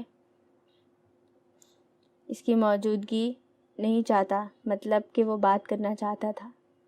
تم جانتی ہو نا کہ ایسے جھوٹا دیر نہیں نبھائے جا سکتے۔ آدھے راستے تک کار میں موجود غیر آرام دہ سی چھائی رہنے والی خاموشی کو حیدر نے بالآخر توڑا۔ مگر سچ تو نبھائے جا سکتے ہیں، پر ہو سکتا ہے۔ حیدر نے پھر کوئی بات نہیں کی، وہ رخ موڑے کھڑکی کے پار دیکھتی رہی۔ چند آنسو خاموشی سے بہہ کر گردن کے گرد اوڑے اسکارف میں جذب ہوئے۔ کس منظرنامے میں اس نے کون سا جواب کن جذبات پر پاؤں رکھ کر دیا تھا؟ کوئی اس سے پوچھتا۔ گھر آ گیا تھا۔ وہ ہادی کو لے کر اندر جانے لگی تو حیدر نے پیچھے سے آواز دے کر روک لیا۔ جی؟ وہ رکی پر مڑی نہیں۔ تمہاری مبہم بات کا مطلب میں ہاں سمجھوں؟ ہاں، وہ کہہ کر اپنے بیٹے کو لیے اندر چلی آئی۔ حیدر گاڑی سے ٹیک لگائے اسے جاتے ہوئے دیکھتا رہا۔ وہ لاؤنج میں داخل ہوا تو سب رات کے کھانے کے بعد اپنی اپنی کافی لیے جمع تھے۔ فائق ایک ہاتھ میں کافی کا مگ لیے دوسرے میں موبائل پکڑے کچھ ٹائپ کر رہا تھا۔ احمد ٹی وی پر نظریں جمائے 10 بجے کی ہیڈ لائنز سن رہے تھے۔ آمنہ اور نمیرہ ساتھ بیٹھی دھیمے سروں میں محو گفتگو تھی۔ سامیہ اسے کھڑکی سے آتا دیکھ کر غیر محسوس انداز میں اپنے کمرے میں جا چکی تھی۔ مثبت جواب دینے کے بعد بھی یوں نظر انداز کرنا، وہ ٹھیک تذبذب کا شکار تھا۔ اسے دیکھ کر نمیرہ نے کافی کا پوچھا، پر وہ انکار میں سر ہلاتا احمد کے برابر والے صوفے پر بیٹھ گیا۔ سامیہ نے ہاں کر دی ہے، اس نے جیسے اعلان کیا، جس پر سب اپنی اپنی مصروفیت ترک کر کے اس اچانک بنا سیاق و سباق کے کیے گئے اعلان کو سمجھنے کی کوشش کرتے ہوئے اسے دیکھنے لگے۔ چند لمحے لگے تھے سب کو بات سمجھنے میں۔ اس کے بعد لاؤنج طرح طرح کی آوازوں سے بھر گیا۔ کب فائق فون بھول چکا تھا۔ تم سے خود کہا ہے اس نے یہ؟ احمد مشکوک ہوئے۔ حیدر نے اس بات میں سر ہلایا۔ اتنی اچانک؟ وہ تو بالکل بھی راضی نہیں تھی۔ نمیرہ حیران اور خوش دونوں تھی۔ مجھے یقین نہیں آ رہا یہ آمنہ تھی۔ مجھے بھی، حیدر نے ان کی تائید کی۔ میں چاہ رہا تھا ممی آپ یا نمیرہ اس سے ایک دفعہ پھر پوچھیں۔ وہ خواتین سے مخاطب ہوا۔ میں اطمینان کرنا چاہ رہا ہوں کہ اس نے کسی دباؤ میں آ کر تو فیصلہ نہیں لیا۔ پرسوں ہسپتال کی پارکنگ میں ہوئے واقعے کے متعلق انہوں نے کسی سے ذکر نہیں کیا تھا، پر وہ اگر اس ایک واقعے سے خائف ہو کر بنا سوچے سمجھے فیصلہ کر رہی تھی تو یہ غلط تھا۔ وہ ہاں کر رہی ہے تو کچھ سوچ سمجھ کر ہی کر رہی ہے۔ دوبارہ پوچھ کر فائدہ؟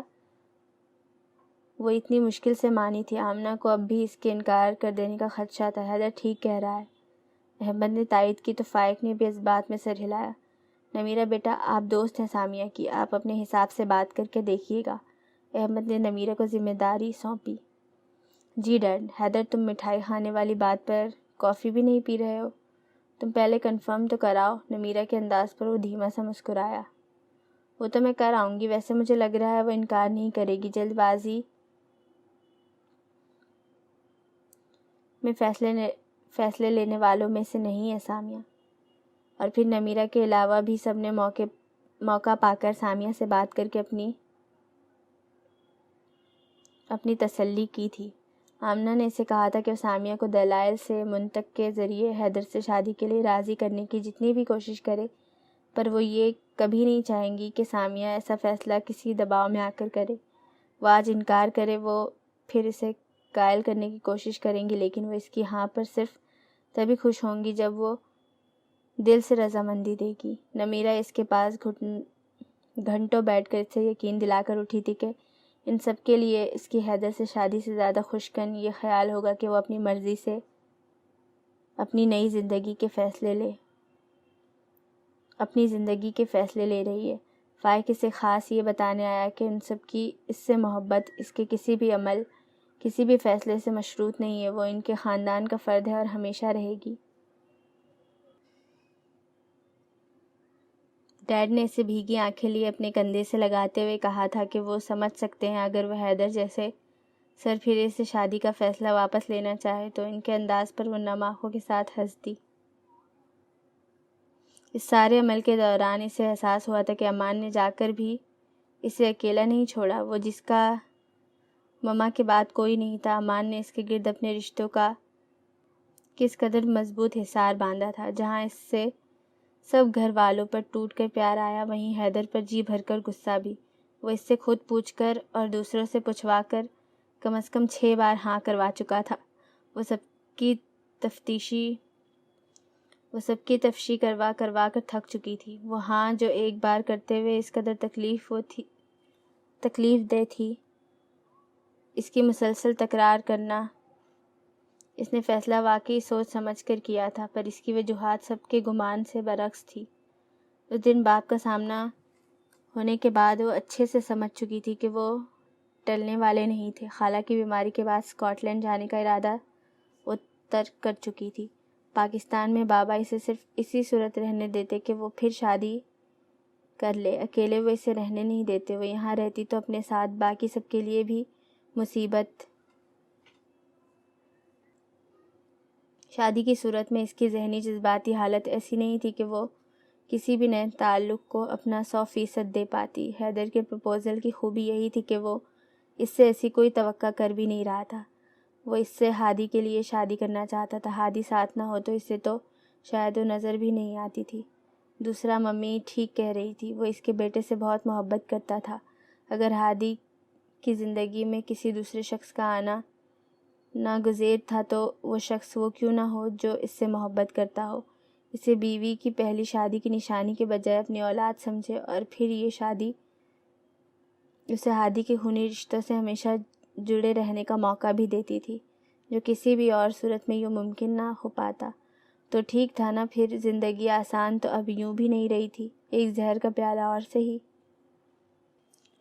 آج جمعہ تھا اور اتفاقاً فائق اور احمد گھر پر تھے۔ آمنہ نے سب کو گھر پر دیکھ 11 بجے کے قریب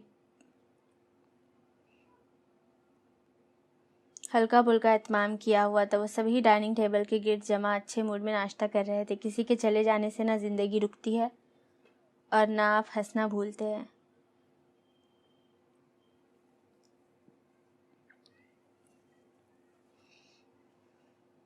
حیدر بھی ہوتا تو ٹیبل کمپلیٹ لگتی۔ احمد نے اپنے مقابل موجود حیدر کی خالی کرسی کو دیکھا۔ وہ بھی گھر پر ہی ہے آج، میں نے بلوایا تھا اسے، آتا ہی ہوگا، لو آ گیا۔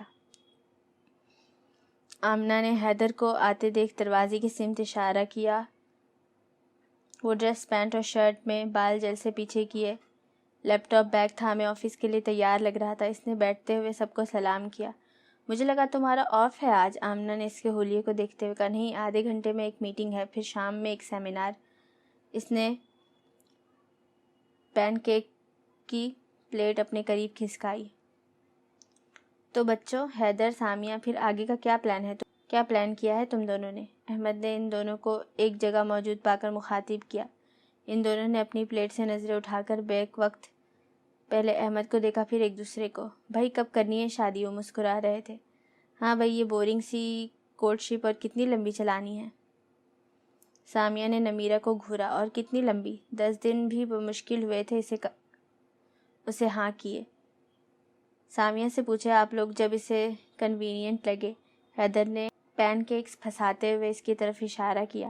نوالا چباتے وہ باقی سب کی طرح اسے ہی دیکھ رہا تھا۔ ایک تو وہ مان گئی ہے، یہ کافی نہیں تھا کہ وہ اس سے ہر چیز میں بڑھ چڑھ کر حصہ لینے کی توقع بھی کر رہا تھا۔ ہاں تو سامیہ بتاؤ بھائی، کب پہنائے حیدر کو صحرا؟ ایک نمیرہ ہی تھی جو اس غیر معمولی بندوبست کو نارمل شادی کے طور پر لے رہی تھی، جو سب مل کر ڈیسائیڈ کرے۔ مجھے کوئی ایشو نہیں ہوگا۔ اسے سمجھ نہیں آیا وہ کیا کہے۔ جب فیصلہ کر ہی لیا ہے تو کب اور کیسے، اس سے کیا فرق پڑتا؟ شور؟ حیدر نے بہت سنجیدگی سے اسے براہ راست مخاطب کیا۔ وہ اس سے یقین دہانی چاہ رہا تھا۔ سب اب بھی اسے ہی دیکھ رہے تھے۔ اس نے مٹھیاں بھینچتے ہوئے اسے دیکھ کر اس بات میں سر ہلایا۔ صبر ابھی سے جواب دے رہا تھا۔ فائق، آج جمعہ ہے نا؟ میں 2 گھنٹے تک آ جاؤں گا واپس۔ تم تب تک مولوی وغیرہ کا انتظام کرو، نماز کے بعد نپٹاتے ہیں یہ کام بھی۔ اس نے سامیہ کی طرف سے مطمئن ہو کر پین کیکس پر مزید شہد ڈالتے ہوئے پروگرام ترتیب دیا۔ اس کی بات اتنی غیر متوقع تھی کہ حیرانگی سے اسے دیکھتے ہوئے کسی نے سامیہ کے ہاتھ سے نوالا واپس پلیٹ میں گرتے نہیں دیکھا۔ اتنی جلدی 2 گھنٹے میں سب انتظام کیسے ہوگا؟ آمنہ باقاعدہ بوکھلا گئی۔ کیا انتظام؟ حیدر الجھا۔ ٹھیک ہے کہ اس نے پچھلے 10-12 سال سے کوئی شادی نہیں اٹینڈ کی تھی اور خود اس نے کورٹ میرج کی تھی، پر جہاں تک اسے یاد پڑتا تھا نکاح کے لیے مولوی نکاح نامہ اور 4 گواہان ہی چاہیے ہوتے ہیں، جو فائق کو کہہ چکا تھا۔ انوائٹ کرنا ہے سب کو، مینیو، شاپنگ وغیرہ سب نمیرہ نے تفصیل بتائی۔ آمنہ نے تائید میں سر ہلایا۔ اوہ! حیدر بے فکر ہوا۔ جن لوگوں کی موجودگی سے مجھے فرق پڑتا ہے وہ سب پہلے سے ہی اس ٹیبل کے گرد موجود ہیں، اور کسی کو نہیں بلانا مجھے۔ سامیہ، تمہیں انوائٹ کرنا ہے کسی کو؟ اس نے نفی میں سر ہلایا۔ حلق میں گولا سا اٹکا تھا۔ اسے سمجھ نہیں آ رہا تھا وہ سب کے سامنے حیدر سے کیا کہے۔ اور رہا مینیو، میں لنچ آرڈر کر دیتا ہوں ابھی جاتے ہوئے۔ اور کچھ؟ اس نے آمنہ اور نمیرہ کو دیکھا۔ ولیمہ؟ آمنہ کو یاد آیا۔ نزدیک کی کچی بستیوں میں کھانا بھجوا دیجیے گا ممی۔ وہ اب اٹھ رہا تھا۔ اور شاپنگ؟ نمیرہ نے سوال اٹھایا۔ 2 گھنٹے ہیں تمہارے پاس، جتنی کر سکتی ہو کر لو۔ حیدر نمیرہ کے ساتھ بیٹھے سمیر، نمیرہ کا بیٹا، اس کے بال بکھیرتا چلا گیا۔ یہ تو پورا امریکن ہو گیا ہے۔ یوں اتنا عرصہ نہیں چھوڑنا چاہیے تھا آپ کو اسے وہاں۔ ممی ڈیڈ سے کہہ رہی تھی۔ سادگی میں خیر ہوتی ہے، ہونے دے جیسے کہہ رہا ہے وہ۔ ڈیڈ سب سے زیادہ مطمئن لگ رہے تھے۔ وہ آہستہ سے اٹھ کر اپنے کمرے میں آ گئی۔ ہادی اپنی کاٹ میں سو رہا تھا، ہر شے سے بے نیاز، بے خبر۔ حیدر ایسے کیسے کر سکتا تھا یوں 2 گھنٹے میں؟ آج ہی وہ اب بھی روز اس ہاں کو لے کر خود سے لڑ رہی تھی۔ اب یوں اچانک نکاح وہ نہیں کر پائے گی۔ اس نے فون اٹھا کر کانٹیکٹس میں حیدر کا نمبر ڈھونڈا۔ نمبر نہیں تھا اس کے پاس۔ بہتے آنسو پوچھتے ہوئے واٹس ایپ کھولا۔ نمیرہ کے بنائے ایک فیملی گروپ میں وہ ایڈ تھا۔ گروپ ممبرز کی لسٹ میں اس کے نمبر کے نیچے چھوٹا سا حیدر امیر لکھا تھا۔ سامیہ نے نمبر پر انگلی رکھی تو اس کی پروفائل کھل گئی۔ ڈسپلے پر لگی تصویر اسے ماضی میں لے گئی۔ 3 سال پہلے وہ بال جوڑے میں باندھے، موٹی سی ریڈنگ گلاسز آنکھوں پر ٹکائے، بیک گراؤنڈ سے ٹیک لگائے، گود میں لیپ ٹاپ کھولے بیٹھی تھی جب امان گرنے کے انداز میں اس کے قریب بیڈ پر آ کر لیٹا۔ یہ دیکھو، حیدر نے بھی سیم پکچر ڈسپلے پر لگائی ہے۔ وہ اسے فون پر حیدر کی واٹس ایپ ڈی پی دکھا رہا تھا۔ تصویر میں امان اور حیدر موجود تھے۔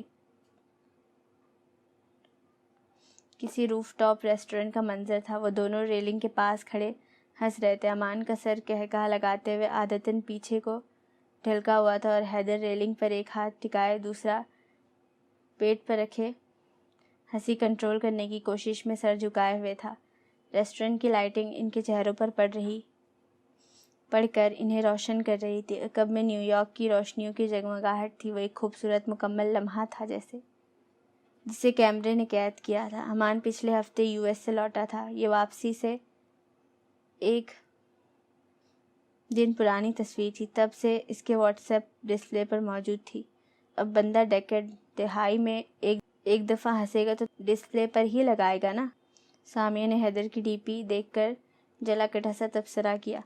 تمہیں اس غریب سے نہ جانے کیا مسئلہ ہے؟ اس نے مسکراتے ہوئے فون سائڈ ٹیبل پر رکھا۔ پہلا تو وہ کوئی غریب نہیں ہے، دوسرا مجھے اس سے کوئی مسئلہ نہیں ہے۔ اس نے امان کو ٹوکا۔ کیا کر رہی ہو؟ امان نے اس کے کندھے پر تھوڑی ٹکائے لیپ ٹاپ اسکرین کو دیکھا۔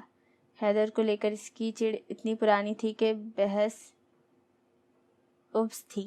تمہاری کل کی میٹنگ کی پریزنٹیشن؟ ارے یہ میں نے بنائی تو تھی۔ اسے لگا سامیہ شاید دوبارہ بنا رہی۔ ہاں، آنکھیں بند کر کے۔ کل پروجیکٹ تو نہیں، پر دوبارہ اسکول میں ایڈمیشن کا مشورہ ضرور ملتا تمہیں۔ سامیہ کا انداز نالائق شاگرد کو سرزنش کرنے والا تھا۔ اچھا نا، ایکسل کی موٹی موٹی فائلز نے دماغ سن کر دیا تھا میرا۔ یہ آخری میں جلدی بنائی۔ امان نے مصنوعی سا منہ بسورا۔ دکھ رہا ہے۔ اس نے ایک پوری سلائیڈ سرے سے ڈیلیٹ کی۔ تمہارے بغیر کیا بنتا میرا؟ امان نے آہ بھرتا۔ سامیہ نے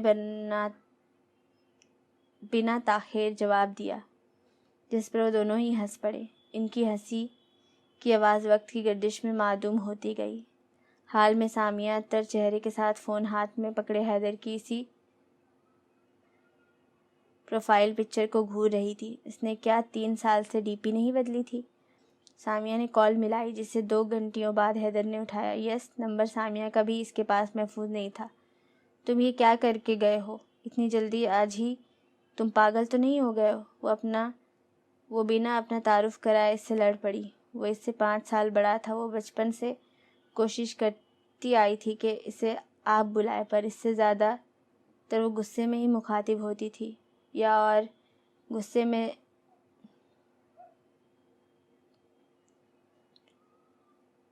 میں اس سے آپ جناب نہیں ہوتا تھا۔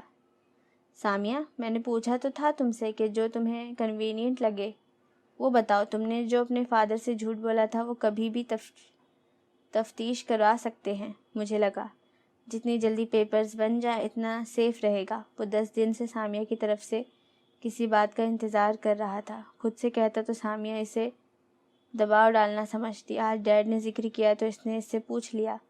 اس کی بات پر سامیہ ایک دم سے چپ ہوئی۔ وہ ٹھیک کہہ رہا تھا۔ اس نے کیوں نہیں سوچا کہ وہ یوں کسی کو بھی بابا کے سامنے اپنا شوہر بتائے گی اور وہ تفتیش نہیں کرائیں گے؟ وہ کیوں کہہ رہا تھا ٹھیک؟ لیکن اگر تمہیں مسئلہ ہے تو میں ابھی گھر کال کر کے منع کر دیتا ہوں سب کو۔ کوئی ایشو نہیں ہے، تم جو بھی ڈیسائیڈ کرو۔ I'm okay with it. اس نے صاف سامیہ کو فیصلہ لینے کا کہا تھا۔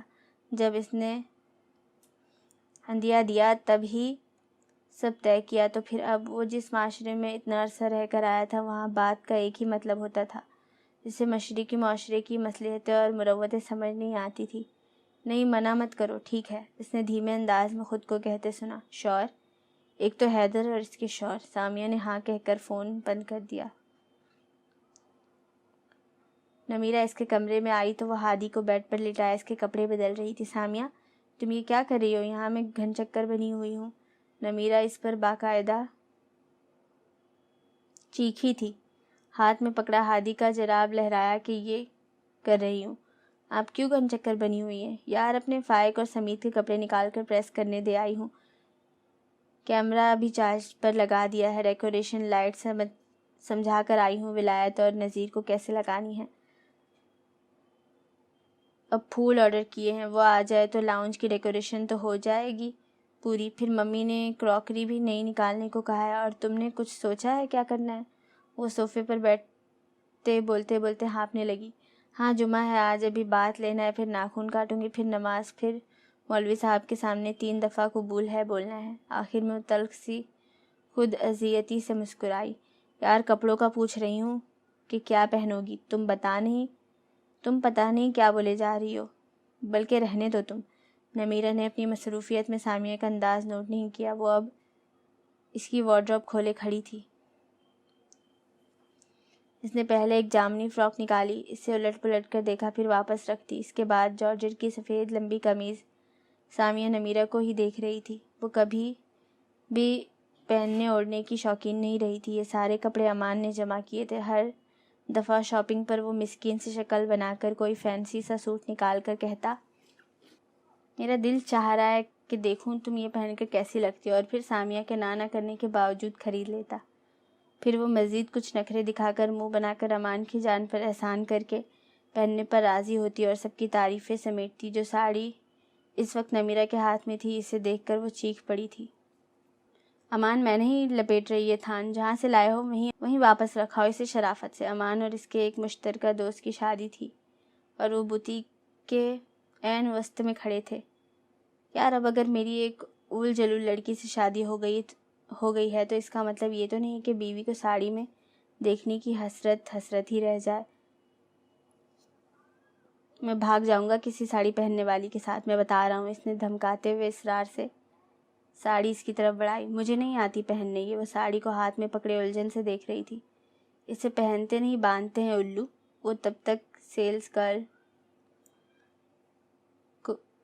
گرل کو بلا لایا تھا جس نے 1 گھنٹہ ڈریسنگ روم میں صرف کر کے اسے ساڑی باندھنا سکھائی۔ تب تک امان تحمل سے باہر بیٹھا کینڈی کرش کھیلتے اس کا انتظار کرتا رہا تھا۔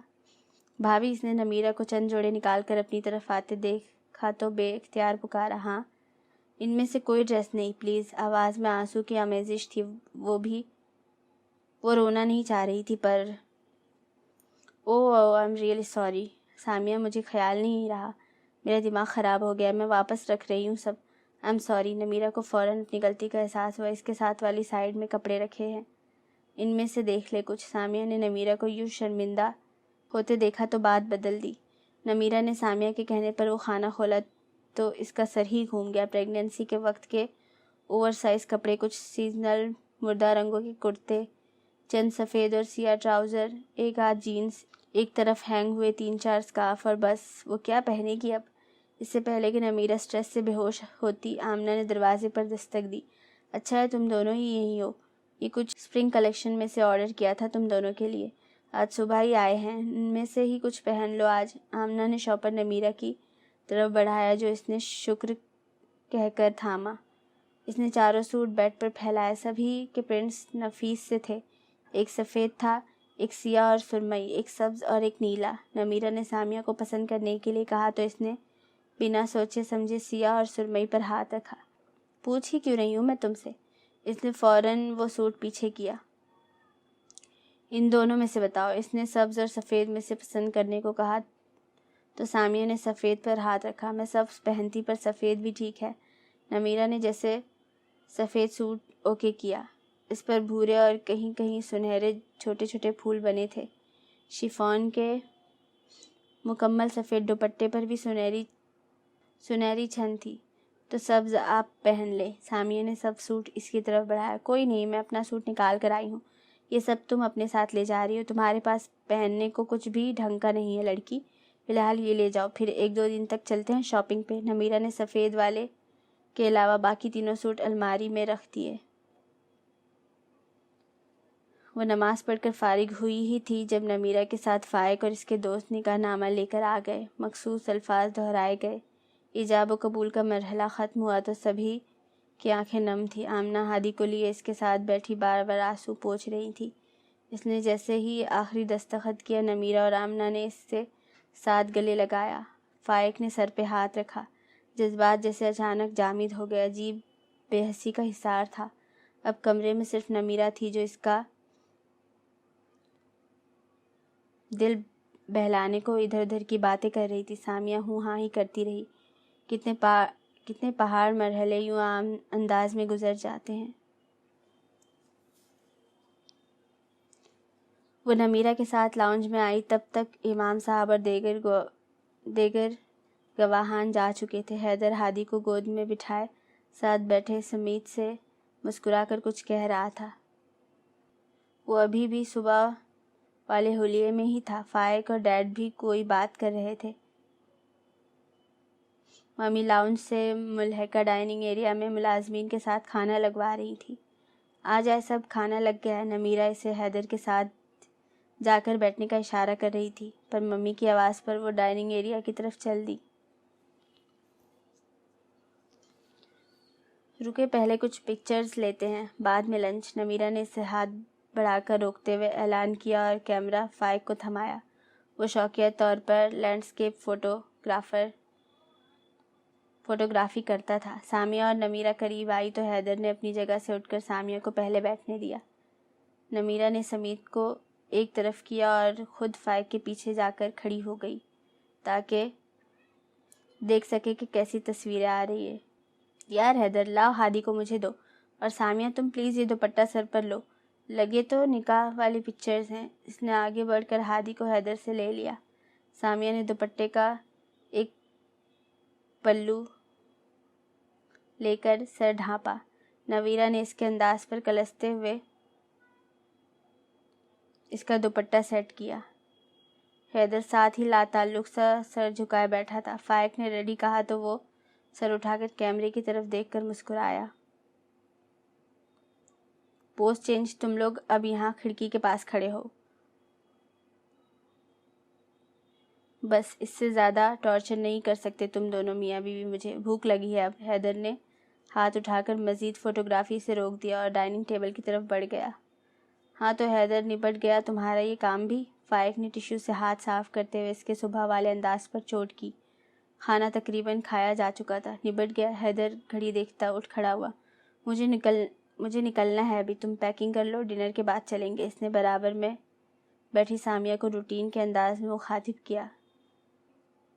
اینڈ یس ممی، ڈنر پر ہاتھ ہولا رکھیے گا، بہت کھا لیا آج۔ اسے دروازے پر یاد آیا تو پلٹ کر آمنہ کو کہتا باہر نکل گیا۔ سیمینار کے لیے دیر ہو رہی تھی۔ رات کے 11 بج رہے تھے۔ وہ کمرے میں اپنا سامان لینے آئی تھی۔ کافی کے بعد حیدر نے اسے چلنے کا کہا تھا۔ دہلیز کے دائیں طرف والی دیوار میں سوئچ بورڈ نصب تھا۔ اس نے ہاتھ بڑھا کر لائٹ جلائی تو سب روشن ہو گیا۔ ہر چیز اتنی مانوس ہو کر بھی اجنبی سی لگ رہی تھی۔ وہ 5 سال سے اس کمرے کی مکین رہی تھی، پر اس کمرے کا اور اس کا بچپن کا ساتھ تھا۔ وہ شام کو یہاں ہوم ورک کرنے آیا کرتی تھی۔ پہلے بابا اور ممی کے جھگڑوں اور بعد میں تنہائی سے یہ گھر اس کا واحد فرار تھا۔ جہاں اب ووڈن فلورنگ تھی، تب وہاں کارپیٹ بچھا ہوتا تھا۔ وہیں نیچے بستہ بکھرائے بیٹھ کر وہ ممی کے بنائے سینڈوچز کھاتے ہوئے اسکول کا کام کیا کرتے تھے۔ وہ ذہین تھی، اسے بس ساتھی چاہیے ہوتا تھا کوئی اور۔ امان کو ہوم ورک میں مدد، اس کا پڑھائی میں دل کم ہی لگتا تھا۔ والدین کی حادثے میں وفات کے بعد جب حیدر یہاں آیا تھا تب وہ بہت چڑچڑا اور غصیلا ہوا کرتا تھا۔ بنا کسی لحاظ و مروت کے ان دونوں کو ہوم ورک کرتے ہوئے شور کرنے پر کمرے سے نکال باہر کرتا تھا۔ وہ اس سے 5 اور امان سے 4 سال بڑا تھا۔ امان نے شدید نمونیا کے باعث 1 سال اسکول میں دیر سے داخلہ لیا تھا۔ یوں وہ دونوں ہم جماعت تھے۔ وہ بیڈ کے پاس موجود بیگز اٹھانے کو آگے بڑھی تو بک شیلف کے پاس رکھے اس فوٹو فریم کے پاس رک گئی۔ یہ ان کی گریجویشن کی تصویر تھی۔ وہ دونوں ساتھ ساتھ کھڑے تھے، امان کے گلے میں پڑے میڈل کو دانت سے چباتے، کیمرے کی طرف دیکھتے ہوئے شرارت سے مسکرا رہا تھا، اور وہ تصویر خراب کرنے پر امان کے سر پر ہاتھ میں پکڑی سرخ ربن میں بندی ڈگری مار رہی تھی۔ سامیہ نے اس فریم میں اسی دن کی ایک اور تصویر لگائی تھی جس میں وہ دونوں برابر کھڑے کیمرے کو دیکھ کر مسکرا رہے تھے۔ امان نے یہ کہہ کر وہ تصویر بورنگ ہے نکال کر یہ لگائی تھی۔ دروازے پر دستک ہوئی تو اس نے ہاتھ میں پکڑا فریم شیلف پر واپس رکھ دیا۔ مڑنے سے پہلے آنسو پوچھے اور پھر دروازے کی طرف دیکھا۔ حیدر سوئے ہوئے ہادی کو کاندھے سے لگائے کھڑا تھا۔ وہ اس کی مدد کے خیال سے اٹھ کر آیا تھا پر دہلیز پر ہی رک گیا۔ سامیہ نے ہادی کا چھوٹا سا بیگ ایک ہاتھ میں اٹھایا اور دوسرے میں اپنا ہینڈ بیگ۔ کمرے پر ایک آخری الوداعی نظر ڈال کر وہ نکل آئی۔ حیدر نے ہاتھ بڑھا کر اس سے ہادی کا بیگ لے لیا۔ بس سامان اس کی امید سے بہت کم ہی تھا۔ باقی ممی صبح بھجوا دیں گی، یہ بس ہادی کی اسینشلز ہیں۔ ایک دیوار پار ہی حیدر کا گھر تھا پر سامیہ اور ہادی کو جاتے دیکھ آمنہ کے آنسو نہیں تھم رہے تھے۔ ان کی کوئی بیٹی نہیں تھی پر آج وہ بیٹی رخصت کر رہی تھی۔ نمیرہ نے اسے گلے لگا کر ہنستے ہوئے آنسو پوچھے کہ اسے پتا ہے کہ وہ یہیں ہے پھر بھی دل خواہ جذباتی ہوئے جا رہا ہے۔ خود سامیہ کمرے میں ہی آنسو بہا آئی تھی تو سب سے سنجیدہ چہرہ لیے خدا حافظ کیا۔ وہ حیدر کی معیت میں گھر میں داخل ہوئی تو وہاں ڈیڈ کے گھر کے برعکس عجیب دبیس خاموشی کا راج تھا۔ کشادہ لاؤنج کے دونوں اطراف 2 راہداریاں تھیں۔ اس طرف کچن، ڈائننگ اور ڈرائنگ ایریا ہے اور اس طرف وہ راہداریوں کی طرف اشارہ کر رہا تھا۔ رومز، سامیہ نے جملہ مکمل کیا۔ امان حیدر کے ساتھ یہاں شفٹ ہوا تو اکثر اس کے مسلسل حیدر ہمیں تمہارے کمرے سے ایسے نکالتا تھا تو اپنے گھر میں پتہ نہیں کیا حشر کرے گا جیسے اعتراض کو سنا انسنا کر کے مرضی نہ ہونے کے باوجود اسے یہاں کھینچ لاتا تھا۔ یہ کمرہ میرے استعمال میں ہے۔ اس نے دروازہ کھول کر سامیہ کو اندر جانے کی جگہ دی۔ سادہ سا کمرہ تھا، ایک پلنگ، ایک اسٹڈی ٹیبل، 2 کتابوں کے ریکس، کھڑکی کے پاس ایک آرام چیئر اور بس۔ یہ ہادی کا کمرہ۔ حیدر نے کمرے میں موجود ایک دروازہ کھولا تو اسے ایک اور کمرہ نظر آیا جس کا ایک دروازہ کوریڈور سے بھی کھلتا تھا۔ انٹیریئر اس کا بھی سادہ ہی تھا پر وہاں پیدائش سے 1 سال تک کے بچے کے استعمال کی ہر ممکنہ شے جیسے موجود تھی۔ یہ شاپنگ اس نے پچھلے 10 دن میں کی تھی۔ یہ کبرڈ ہادی کے سامان کے لیے ہے۔ تم اپنا سامان وہاں کمرے کی ڈریسنگ روم کے لیفٹ کلوزٹ میں رکھ سکتی ہو۔ وہ ہادی کو کارٹ میں لٹاتے ہوئے اسے بتا رہا تھا۔ گھر سے متعلق چند اور ضروری ہدایت دے کر وہ چلا گیا۔ کچھ دیر بعد حیدر نے کمرے میں آ کر جھانکا تو ہادی جاگ رہا تھا۔ وہ شاور لے کر آیا تھا اور سفید ٹی شرٹ اور گھٹنوں سے ذرا نیچے آتے شارٹ میں ملبوس تھا۔ اس نے سامیہ سے ہادی کو یہ کہہ کر لے لیا کہ وہ ہے ہادی کے پاس، سامیہ چاہے تو جا کر سو جائے۔ اس کی آنکھ فجر کی اذان کی آواز سے کھلی۔ وہ جھٹکے سے اٹھ بیٹھی۔ رات اسے لگ رہا تھا اس اجنبی ماحول میں اسے نیند نہیں آئے گی۔ یوں لگاتار 5 گھنٹے سو جانے پر اسے خود پہ حیرت ہوئی۔ ہادی کی پیدائش کے بعد سے وہ یوں مسلسل سوئی ہی نہیں تھی۔ وہ ہر 2 گھنٹے بعد اٹھ جایا کرتا تھا۔ کمرے میں وہ اکیلی تھی۔ ہادی کو نہ پا کر اس نے فوراً بستر چھوڑا۔ ساتھ والے کمرے کی بتی جل رہی تھی۔ وہیں دہلیز پر رک گئی۔ حیدر اور ہادی دونوں ہی ساتھ ساتھ لیٹے گہری نیند میں تھے۔ ہادی کمر کے بل چت دونوں بازو اوپر کیے لیٹا تھا اور حیدر اس کی طرف کروٹ کیے۔ وہ کچھ لمحے مزید رک کر واپس مڑ گئی۔ وہ جتنا نہ مانتی پر اس میں شک نہیں تھا کہ ہادی حیدر کے پاس رہتا تو اسے ہادی کی طرف سے اطمینان رہتا تھا۔ اگلے 2 دن ہفتے کے آخر تھے اور حیدر گھر پر ہی تھا۔ ناشتہ ممی بھیج رہی تھی اور لنچ اور ڈنر ان کی طرف تھا۔ حیدر کی اس سے پہلے کیا روٹین تھی وہ ناواقف تھی، پر اب اس کا دن ہادی سے شروع ہو کر اسی پر ختم ہو رہا تھا۔ ممی کے گھر تو ٹھیک تھا پر یہاں واپس آ کر اسے سمجھ نہیں آتا تھا کہ وہ کیا کرے۔ اتنے ماہ ہادی اس کی واحد مصروفیت رہا تھا اور اب یہی عجیب سا سائیں کرتا گھر۔ حیدر نے رینوویشن کے نام پر صرف ضروری مرمت کروائی تھی۔ وہاں کوئی ملازم تک نہیں تھا۔ وہ اپنے زیادہ تر کام خود کرتا تھا۔ کپڑے لانڈری جاتے تھے اور اس کی غیر موجودگی میں ممی شاکرہ یا ولایت کو بھیج کر صفائی کروا دیا کرتی تھی۔ سامیہ کے اعصاب 2 دن میں ہی جواب دے رہے تھے۔ اس کا دل کر رہا تھا کہ جا کر ہادی کو حیدر سے چھین کر اسے بتائے کہ وہ اس کا بیٹا ہے، پر یہ وہ جانتی تھی کہ اس نے آگے سے یہ کہنا ہے کہ وہ جانتا ہے کہ وہ اس کا بیٹا ہے۔ اس میں چیخنے یا اعلان کرنے والی کیا بات ہے؟ فیصلہ نبھانا فیصلہ کر لینے سے زیادہ مشکل ثابت ہو رہا تھا۔ 2 دن یوں ہی گزرے۔ تیسرے دن وہ ہادی کی کاٹ اس کمرے میں لے آئی جہاں وہ سو رہی تھی۔ وہ واش روم سے نکلی تو حیدر ہادی کو اٹھائے کاٹ کے پاس کھڑا اسے اس کی نئی جگہ پر دیکھ رہا تھا۔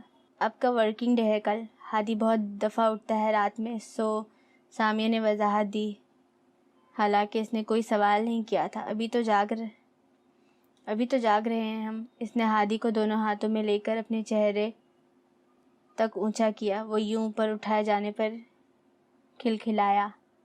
رات کے کسی پہر اس کی نیند ہادی کے رونے سے ٹوٹی تو حیدر اسے سلانے کے بعد یہاں لٹا گیا تھا۔ اسے لگا نہیں تھا کہ وہ اس کا کہاں مان لے گا۔ وہ جس زمانے میں اسے جانتی تھی وہ ضدی ہوا کرتا تھا، بات ماننے والوں میں سے تو ہرگز نہیں تھا، پر وہ 10-12 سال پرانی بات تھی۔ اس ایک زمانے کے بعد کتنے موسم، کتنے دور بدلے تھے۔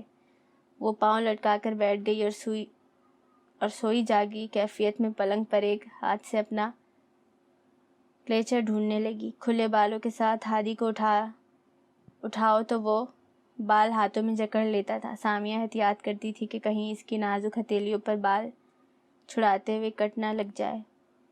کلیچر تلاشتے اس کا ہاتھ کسی ٹھوس شے سے ٹکرایا تو نیند ایک دم سے بھاگی۔ جھٹکے سے مڑ کر دیکھا تو نیم اندھیرے میں سے حیدر پلنگ کی دوسری طرف قدرے فاصلے پر اوندا لیٹا نظر آیا۔ اس کا ایک بازو البتہ کافی جگہ گھیرے ہوئے تھا جس سے اس کا ہاتھ ٹکرایا تھا۔ سامیہ جیسے کرنٹ کھا کر اٹھی۔ اف، کتنی گدی تھی وہ ہادی کی وجہ سے دوسرے کمرے میں رہا تھا 2 دن۔ اگر وہ ہادی کو یہاں لے آئی تھی تو وہ کیسے امید کر سکتی تھی کہ وہ کہیں اور سوئے گا؟ یہ اس کا کمرہ تھا۔ وہ کیسی بے ہوش نیند سونے لگی تھی آج کل، اسے پتہ کیوں نہیں چلا؟ اعصاب قابو میں کرتے، خود کو کوستے، خوب ملامت کرتے وہ ہادی کو لیے اس کے کمرے میں آ گئی۔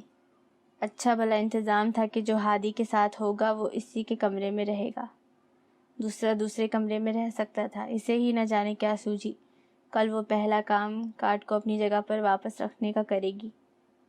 وہ یہی سوچتے ہوئے سوئی تھی۔ صبح ہادی 8 بجے تک اٹھ جاتا تھا۔ سامیہ نے اسے کپڑے بدلنے کے بعد پلنگ کے وسط میں لٹا دیا۔ خود وہ اس کا بکھرا سامان سمیٹ رہی تھی جب حیدر نے اسے آواز دی۔ وہ ان کے جاگنے سے پہلے ہی جاگا ہوا تھا۔ آفس کے لیے تیار ہوتے وہ 2-3 بار ہادی کی آواز پر جھانک چکا تھا۔ اس نے رات میں یوں کمرہ بدلنے کے متعلق پوچھنا تو دور، ذکر بھی نہیں کیا۔ آدھے گھنٹے پہلے وہ کمرے سے نکلا تو پھر واپس نہیں آیا تھا۔ اب بھی اس کی آواز لاؤنج سے آ رہی تھی۔ وہ لاؤنج میں اس کی بات سننے آئی تو وہ 2 کافی کے مگ تھامے آفس کے لیے تیار سنگل صوفے پر بیٹھی آس پاس کا جائزہ لیتی ولایت کے سر پر کھڑا اس سے بات کر رہا تھا۔ جی سامیہ، ولایت کو میں نے بلایا ہے ہاؤس کیپنگ میں ہیلپ کے لیے، یہ اب یہی ہوا کرے گی۔ گروسری میں کل لے آیا تھا۔ ہمارا کچن بھی آئی تھنک فنکشنل ہونا چاہیے۔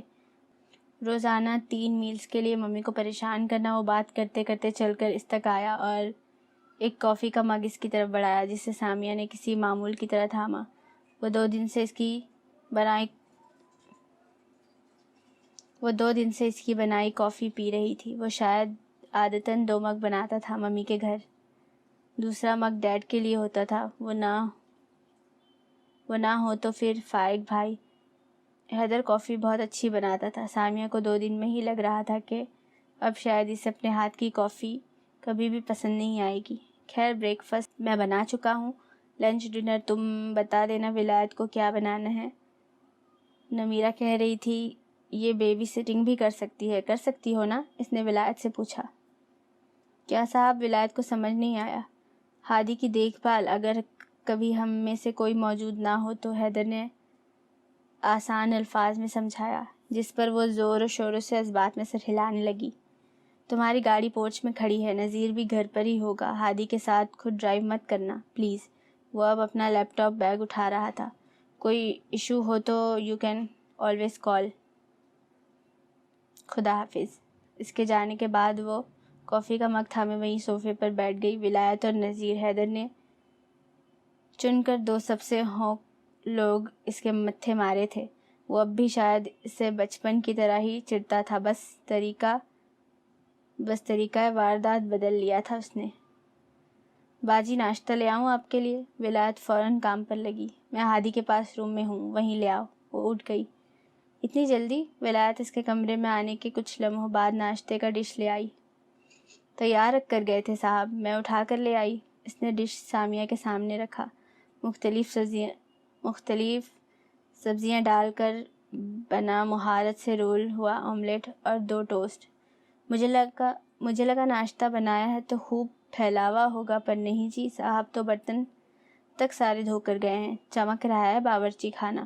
اتنے سگڑ آپ کو تو میں نے اتنے سالوں میں چائے کافی کے علاوہ انڈا تک ابالتے نہیں دیکھا۔ سامیہ نے بے اختیار ولایت کی باتوں سے اٹھنے والے سردرد کو کافی کا گھونٹ لے کر دبایا۔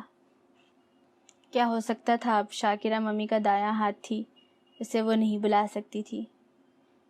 کسی نئی قابل اعتبار معاون کو ڈھونڈنا، پھر ٹرین کرنا، یہ سب اسے نہیں آتا تھا، کبھی کیا ہی نہیں تھا۔ اس نے بے بسی سے ولایت کو دیکھا۔ کچھ ہفتے وقت اور آگے سرکا تو ایک روٹین سی بن گئی۔ سامیہ کی حیدر کے گھر میں وہ اس جگہ کو اب بھی اپنا گھر نہیں کہہ پاتی تھی، پر اب وہ اس کی عادی ہونے لگی تھی۔ یہاں کی خاموشی اب پہلے چند دن جیسا شور کرتی محسوس نہیں ہوتی تھی۔ اس وقت رات کے 9 بج رہے تھے۔ حیدر اپنے معمول کی ٹی شرٹ اور شارٹس میں لاؤنج کے صوفے پر پھیل کر بیٹھا، گود میں لیپ ٹاپ رکھے اپنے بیٹے سے بات کر رہا تھا۔ سامیہ ہادی کی معمول کی بکھری چیزیں سمیٹتے ہوئے مزیر کے امریکی لہجے لیے معصوم جملے سن رہی تھی۔ اس کے لہجے میں ایسی بے ساختگی ہوتی تھی کہ سامیہ کے ہونٹوں پر غیر محسوس سی مسکراہٹ دوڑ جاتی تھی۔ اسے حیدر کو مزیر کے معاملے میں غیر ذمہ داری کا الزام دینا اب شرمندہ کرتا تھا۔ مزیر اس قدر فاصلے پر ہو کر بھی اس گھر کا حصہ تھا۔ حیدر کی آفس کے بعد کی روٹین امریکہ کے اوقات کے حساب سے ترتیب دی ہوئی تھی۔ وہ کوشش کرتا تھا جتنا وقت ہو سکے یوں اسکرین کے سامنے مزیر کے ساتھ گزارے، اور وہ باپ سے دور رہ کر بھی جس قدر مانوس تھا، یہ حیدر ہی کی محبت اور توجہ کا نتیجہ تھا۔ اس نے اپنے بیٹے کو ہر مجبوری، ہر پابندی کے باوجود تنہا نہیں چھوڑا تھا۔ Is that Samia behind you dad? کیا آپ کے پیچھے سامیہ ہے ڈیڈ؟ وہ ہادی کا کمبل صوفے کے ہتھے سے اٹھا رہی تھی، تبھی شاید کیمرے میں نظر آ گئی۔ اس سے پہلے ایسا نہیں ہوا تھا۔ جب حیدر نے اس کا مزیر سے تعارف کرانا ضروری نہیں سمجھا تو اس نے بھی خود سے اس کے بیٹے سے ہیلو ہائی کی کوشش نہیں کی تھی۔ وہ ہادی کو جانتا تھا، صرف جسے حیدر نے اسے اس کے بھائی کی حیثیت سے متعارف کروا رکھا تھا۔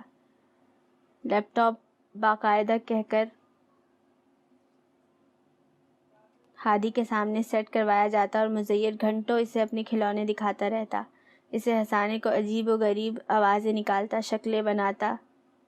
وہ 5 ماہ کا بچہ بھی اب جیسے اسکرین پر آنے والے اس چہرے سے مانوس ہو گیا تھا۔ مزیر کے نقش بالکل باپ جیسے تھے، پر آتشی بال اور سفید رنگت ملیسا جیسی۔ یس یو نو ہر؟ ہاں آپ جانتے ہو انہیں؟ حیدر کو بیٹے کے سامیہ کو پہچاننے پر حیرت ہوئی تھی۔ یا شی از امان's وائف۔ ویئر از ہی؟ ہاں یہ امان کی وائف ہے، وہ کہاں ہے؟ اس نے فوراً سامیہ کو جاننے کا حوالہ دیا۔ سامیہ کا کمبل تہہ کرتا ہاتھ رکا۔ کس قدر مانوس، کس قدر اجنبی حوالہ تھا یہ۔ امان کو مزیر کس قدر پیارا تھا۔ وہ اکثر حیدر ہی کی طرح اسے ویڈیو کال کرتا تھا۔ وہ امریکہ جاتا تو وہاں سے آنے والی ہر ویڈیو کال میں مزیر اس کے ساتھ ہوتا۔ 3 سال کی عمر کے بعد اس نے امان کو نہیں دیکھا تھا، پر اس بچے کو وہ یاد تھا۔ وہ کیسے امان کے بعد مزیر کو فراموش کر بیٹھی تھی؟ وہ اسے بھی تو کتنا عزیز ہوا کرتا تھا۔ ذہن کے پردے پر چند سال قبل کا منظر تازہ ہوا۔ وہ آفس سے ابھی ابھی واپس آئی تھی اور اپنے جوتے اتار رہی تھی جب اس کا فون بجا۔ امان کی ویڈیو کال تھی۔ اس نے جوتے کی اسٹریپ چھوڑ کر فوراً کال اٹھائی۔ وہ دور ہوتا تھا تو چاہے دن میں 6 دفعہ بات ہوتی ہو، ہر دفعہ سامیہ کے فون اٹھانے کے انداز میں اس قدر ہی پھرتی اور بے قراری ہوتی تھی۔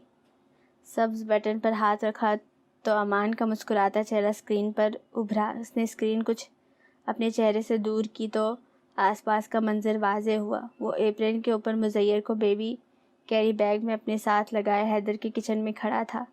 وہاں اس وقت صبح تھی۔ امان نے ایک ہاتھ میں فون پکڑا ہوا تھا اور دوسرے میں لکڑی کا ایک چمچ جس پر پین کیک کا بیٹر لگا تھا۔ ایسا ہی ایک چمچ مزیر کے پاس تھا جسے وہ دونوں ہاتھوں سے پکڑے اس پر لگا بیٹر خوش ہوتے ہوئے چاٹ رہا تھا۔ کیا ہو رہا ہے؟ یہ حیدر کا کچن تباہ ہو رہا ہے، ہم کوکنگ کر رہے ہیں۔ تم نے کچن میں واقعی میں تباہی مچانی ہے۔ امان بے حد پھوڑ تھا۔ بے ترتیبی اس کا ٹریڈ مارک تھی۔ حیدر، سامیہ کو تم سے ہمدردی ہو رہی ہے۔ امان نے گردن موڑ کر حیدر کو مخاطب کیا تو اسے ذرا پیچھے کچن ٹاپ سے سبزیوں کے چھلکے سمیٹتا حیدر نظر آیا۔ امان نے خوب کچن پھیلایا تھا، تب اس کے بال تھوڑے چھوٹے کٹے ہوتے تھے۔ مجھے بھی ہو رہی ہے خود سے، اس نے مصروف سے انداز میں جواب دیا۔ تم لوگ کوکنگ کرو، پھر بات کرتے ہیں۔ اس نے پس منظر میں حیدر کو دیکھ کر فون رکھنا چاہا۔ امان نے ہینڈ فری بھی نہیں لگائے تھے۔ اسے حیدر کی موجودگی میں کھل کر بات کرنا بچپن سے ہی دشوار لگتا تھا۔ وہ اس کی ہر بات پر یوں زیر لب مسکراتا تھا جیسے وہ بیوقوف ہو اور کوئی بہت بے تکی بات کر رہی ہو۔ ارے رکو تو، کہاں جا رہی ہو؟ مزیر بہت مس کر رہا ہے تمہیں۔ امان نے اسے روکتے ہوئے آنکھ دبائی۔ اس نے اپنے بجائے مزیر کا نام لیا تھا۔ جانے کی جلدی بھول کر اس کے چہرے پر مسکراہٹ آئی۔ تبھی مزیر نے کھلکھلاتے ہوئے بیٹر لگا چمچ زور سے امان کے فون پر مارا۔ فون امان کے ہاتھ سے نیچے گرا۔ کیا کر رہے ہو بیبی؟ سامیہ سے کیسے بات کریں گے پھر؟ فرش پر چت گرے فون پر اب کچن کی چھت کے ڈیزائن دکھ رہے تھے اور امان کی آواز دور سے آ رہی تھی۔ تم کیوں ہنس رہے ہو؟ وہ کچھ بولنے لگی تھی جب امان حیدر سے مخاطب ہوا۔ اتنے ضروری کام ہوتے ہیں فون پر، تمہیں سامیہ سے بات کرنا یاد ہے صرف؟ پراستضاء لہجہ۔ میرا تو یہی ضروری کام ہے، باقی سب رک سکتا ہے۔ فون بند ہونے سے پہلے اس نے امان کا جملہ سنا تھا۔ آج کے منظر میں وہ سب وہی تھے، بس امان کہیں نہیں تھا، جس کے لیے سب سے ضروری اس سے بات کرنا ہوتا تھا، اس کی بات سننا ہوتا تھا۔ زندگی کے بعض مناظر اس قدر مستقل انداز میں بدلتے ہیں کہ پھر آپ سر پٹکیں یا ایڑیاں رگڑیں، پہلے جیسا کچھ نہیں ہوتا۔ حیدر نے مزیر کو امان کے حوالے سے کیا کہہ کر مطمئن کیا تھا وہ نہیں سن پائی۔ وہ اب اس سے بات کرنے پر اصرار کر رہا تھا۔ شی از بزی کڈ، وہ مصروف ہے بچے۔ حیدر اسے ٹال رہا تھا۔ نو آئی ایم ناٹ، نہیں میں نہیں ہوں۔ اسے حیدر کے ٹالنے پر جیسے اچانک غصہ آیا۔ اس نے کیوں اپنے بیٹے کو اس کے بارے میں نہیں بتایا تھا اور وہ کیوں چاہتا تھا کہ مزیر اس سے بات نہ کرے؟ وہ ہاتھ میں دھرا کمبل وہیں رکھ کر لیپ ٹاپ اٹھائے صوفے پر بیٹھ گئی۔ اسے اسکرین پر دیکھ کر مزیر کا چہرہ خوشی سے روشن ہوا۔ وہ اس سے پوچھ رہا تھا کہ سامیہ نے اس سے بات کرنا کیوں چھوڑ دیا ہے۔ حیدر نے اسے روکا نہیں تھا، پر وہ غیر آرامدہ ضرور ہوا۔ چند ایک بے چین نظریں سامیہ اور مزیر پر ڈال کر وہ اٹھ گیا۔ ان کی باتیں جلد ختم ہونے والی نہیں تھی۔ ہادی کو اس کے پاس دیکھ کر بھی وہ ایسا ہی محسوس کرتی تھی۔ اسے جیسے خوشی ہوئی کہ حیدر کو بھی احساس ہو۔ رات اپنے پچھلے پہر میں داخل ہو چکی تھی۔ حیدر اسٹڈی ٹیبل پر بیٹھا آخری نظر کل ہیڈ کوارٹر کے ساتھ ہونے والی میٹنگ کے ڈاکیومنٹس کو دیکھ رہا تھا۔ سامیہ اور ہادی ساتھ والے کمرے میں تھے۔ درمیانہ دروازہ کھلا ہوا تھا۔ اس کی عادت تھی وہ لیپ ٹاپ فون ہاتھ میں لے کر بیڈ پر نہیں بیٹھتا تھا۔ جو بھی کام ہوتا یہاں ٹیبل پر ختم کر کے سونے لیٹتا۔ ساتھ والے کمرے سے آتی سامیہ کی مدھم آواز نے اس کا ارتکاز توڑا۔ وہ آخری دفعہ ہادی کو ابھی 15 منٹ پہلے دیکھنے گیا تھا تو وہ دونوں ہی گہری نیند میں تھے۔ وہ اس وقت کیا بات کر رہی تھی اور کس سے؟ وہ اتنی کم گو ہو گئی تھی کہ اگر کوئی اس سے مخاطب نہ ہو تو وہ سارا دن بنا ایک لفظ کہے رہ سکتی تھی۔ حیدر کو پہلے لگا اس کا وہم ہے، پر مسلسل آتی آواز نے اسے یہ سوچنے پر مجبور کر دیا کہ وہ شاید فون پر بات کر رہی ہے کسی سے۔ اس نے سر جھٹک کر لیپ ٹاپ پر دھیان دیا۔ اسے سنگن لینے والی کوئی عادت کبھی نہیں رہی تھی۔ پھر مدھم نہ سمجھ آنے والی آواز اچانک گھٹی گھٹی سسکیوں میں بدلی۔ اب وہ پریشان ہوا تھا، وہ کیوں رو رہی تھی؟ اس نے کچھ لمحے وہیں بیٹھے بیٹھے سوچا کہ اسے جانا چاہیے یا نہیں، اور پھر اس کے ذہن میں جھماکا ہوا۔ وہ فوراً کمرے کی طرف بھاگا۔ سامیہ کو برے خواب آتے تھے، اس کے بچپن کے PTSD کی باقیات۔ وہ سیدھی لیٹی تکیے پر ہولے ہولے اپنا سر پٹک رہی تھی۔ ایک ہاتھ سینے پر دھرا تھا اور دوسرا تکیے پر، پسینے میں نہائی ہوئی کچھ بڑبڑاتے ہوئے رو رہی تھی۔ بے ربط نہ سمجھ آنے والے جملوں میں امان، موم اور بابا کا ذکر تواتر سے تھا۔ اس نے فوراً جھک کر اس کا کندھا ہلایا۔ سامیہ اٹھو، سامیہ ویک اپ، اٹھو۔ اتنی بے چین نیند کس قدر گہری تھی۔ وہ اب اس کا پسینے میں تر گال تھپ تھپا رہا تھا۔ وہ جھٹکے سے اٹھ بیٹھی تو وہ ذرا پیچھے ہوا۔ اسے سمجھ نہیں آیا وہ کہاں ہے۔ وہ امان کو ڈھونڈ رہی تھی۔ بابا موم پر ہاتھ اٹھا رہے تھے، اسے انہیں بچانا تھا، پر وہ کچھ نہیں کر پا رہی تھی۔ امان اس کی آواز نہیں سن رہا تھا، وہ اندھیرے میں گم ہو رہا تھا اور وہ اس کے پیچھے نہیں جا پا رہی تھی۔ زمین نے اس کے پاؤں جکڑ لیے تھے۔ اس کا خواب وقفوں میں اس کی آنکھوں کے سامنے آیا۔ اس نے سر اٹھا کر دیکھا تو اس شخص کو اپنے سر پر کھڑے پایا۔ وہ خاموش نظروں سے اسے ہی دیکھ رہا تھا۔ کون تھا وہ کہاں تھی؟ ٹھیک ہو تم؟ اس نے سائڈ ٹیبل پر پڑا پانی کا گلاس اس کی طرف بڑھایا۔ حسیات بحال ہونے لگی تو ارد گرد کی سمجھ آنے لگی۔ وہ حیدر تھا۔ ٹینک ٹاپ اور ٹراؤزر میں ملبوس بال اس نے پیچھے کر کے آدھی پونی میں باندھے ہوئے تھے، پر کچھ لٹیں چہرے کے گرد جھول رہی تھی۔ اس نے چشمہ پہن رکھا تھا، جس کا مطلب تھا وہ اس وقت تک کام کر رہا تھا۔ ہادی اپنی کاٹ میں سو رہا تھا۔ اسے پھر برا خواب آیا تھا۔ یہ خواب اس کی زندگی کا حصہ تھے۔ اس کا باپ تشدد پسند انسان تھا۔ ماں پر ہاتھ اٹھانا، انہیں اذیت دینے کے لیے اسے اندھیرے اسٹور روم میں بند کر دینا، معمولی سی بات پر ماں کو گھر سے نکال دینا اور اسے اپنے پاس رکھ لینا۔ کتنی راتیں اس نے اور اس کی ماں نے گھر کے داخلی دروازے پر مختلف طرف سے ٹیکا لگائے روتے ہوئے گزاری تھی۔ وہ غصے میں اکثر موم کو گھر میں بند کر کے اسے لے کر گاؤں چلے جاتے تھے۔ بہت کم عمری کے ان مسائل نے اس کی ذہنی صحت پر بہت برا اثر ڈالا تھا۔ اسے ماں باپ کی طلاق کے بعد PTSD ہو گیا تھا۔ بہت علاج کے بعد اب یہ برے خواب رہ گئے تھے، صرف جو اس کی ذہنی حالات کے مطابق اپنے وقفوں میں کمی یا طوالت اختیار کر لیتے تھے۔ موم کے اچانک چلے جانے سے پہلے یہ سال میں 1-2 بار تک محدود تھے، پر پھر یہ روز کا قصہ ہو گیا۔ امان کی موت کے بعد پھر ایسا ہی ہوا تھا۔ ان کا سلسلہ ہادی کی پیدائش کے بعد رکا تھا۔ ہادی کے بعد شاید وہ اتنی گہری نیند سوئی ہی نہیں تھی کہ ایسے خواب آتے۔ اسے اس سے پہلے یہاں آنے سے قبل بس ایک ہی دفعہ ایسا خواب آیا تھا، اور یہ اب۔ وہ اچانک سے اٹھی اور دوسرے کمرے میں چلی گئی۔ اسے دوا لینی تھی۔ پانی کا گلاس تھامے کھڑا حیدر اسے نظر ہی نہیں آیا۔ جیسے وہ اس کے پیچھے آیا تو وہ سائڈ ٹیبل پر دھرے اپنے ہینڈ بیگ میں کپکپاتے ہاتھوں سے کچھ ڈھونڈ رہی تھی۔ کیا ڈھونڈ رہی ہو؟ وہ اب اس کے پیچھے کھڑا تھا۔ ٹیبلٹس۔ لرزش اس کے ہاتھوں میں ہی نہیں، آواز میں بھی تھی۔ چھوڑو۔ اس نے ہاتھ بڑھا کر اس کے ہاتھوں پر رکھا۔ کپکپاہٹ تھم گئی، جیسے سب سن ہوا۔ اس سے پہلے وہ اپنا ہاتھ کھینچتی، حیدر نے اپنا ہاتھ ہٹا لیا۔ اب وہ اسے دونوں کندھوں سے تھامے بیڈ پر بیٹھنے کو کہہ رہا تھا۔ اس کا دماغ جس سوئی جاگی خوف کی کیفیت میں تھا، وہ کوئی رد عمل نہیں دے پائی۔ وہ خاموشی سے بیڈ پر بیٹھ گئی تھی۔ کون سی ٹیبلٹس ہیں؟ وہ اب اس کے بیگ میں جھانک رہا تھا۔ اس نے مشینی سے انداز میں نام بتائے۔ یہ تم ریگولر لیتی ہو؟ وہ دماغ کی اس قدر ہیوی ڈوز دوا دیکھ کر تشویش کا شکار ہوا۔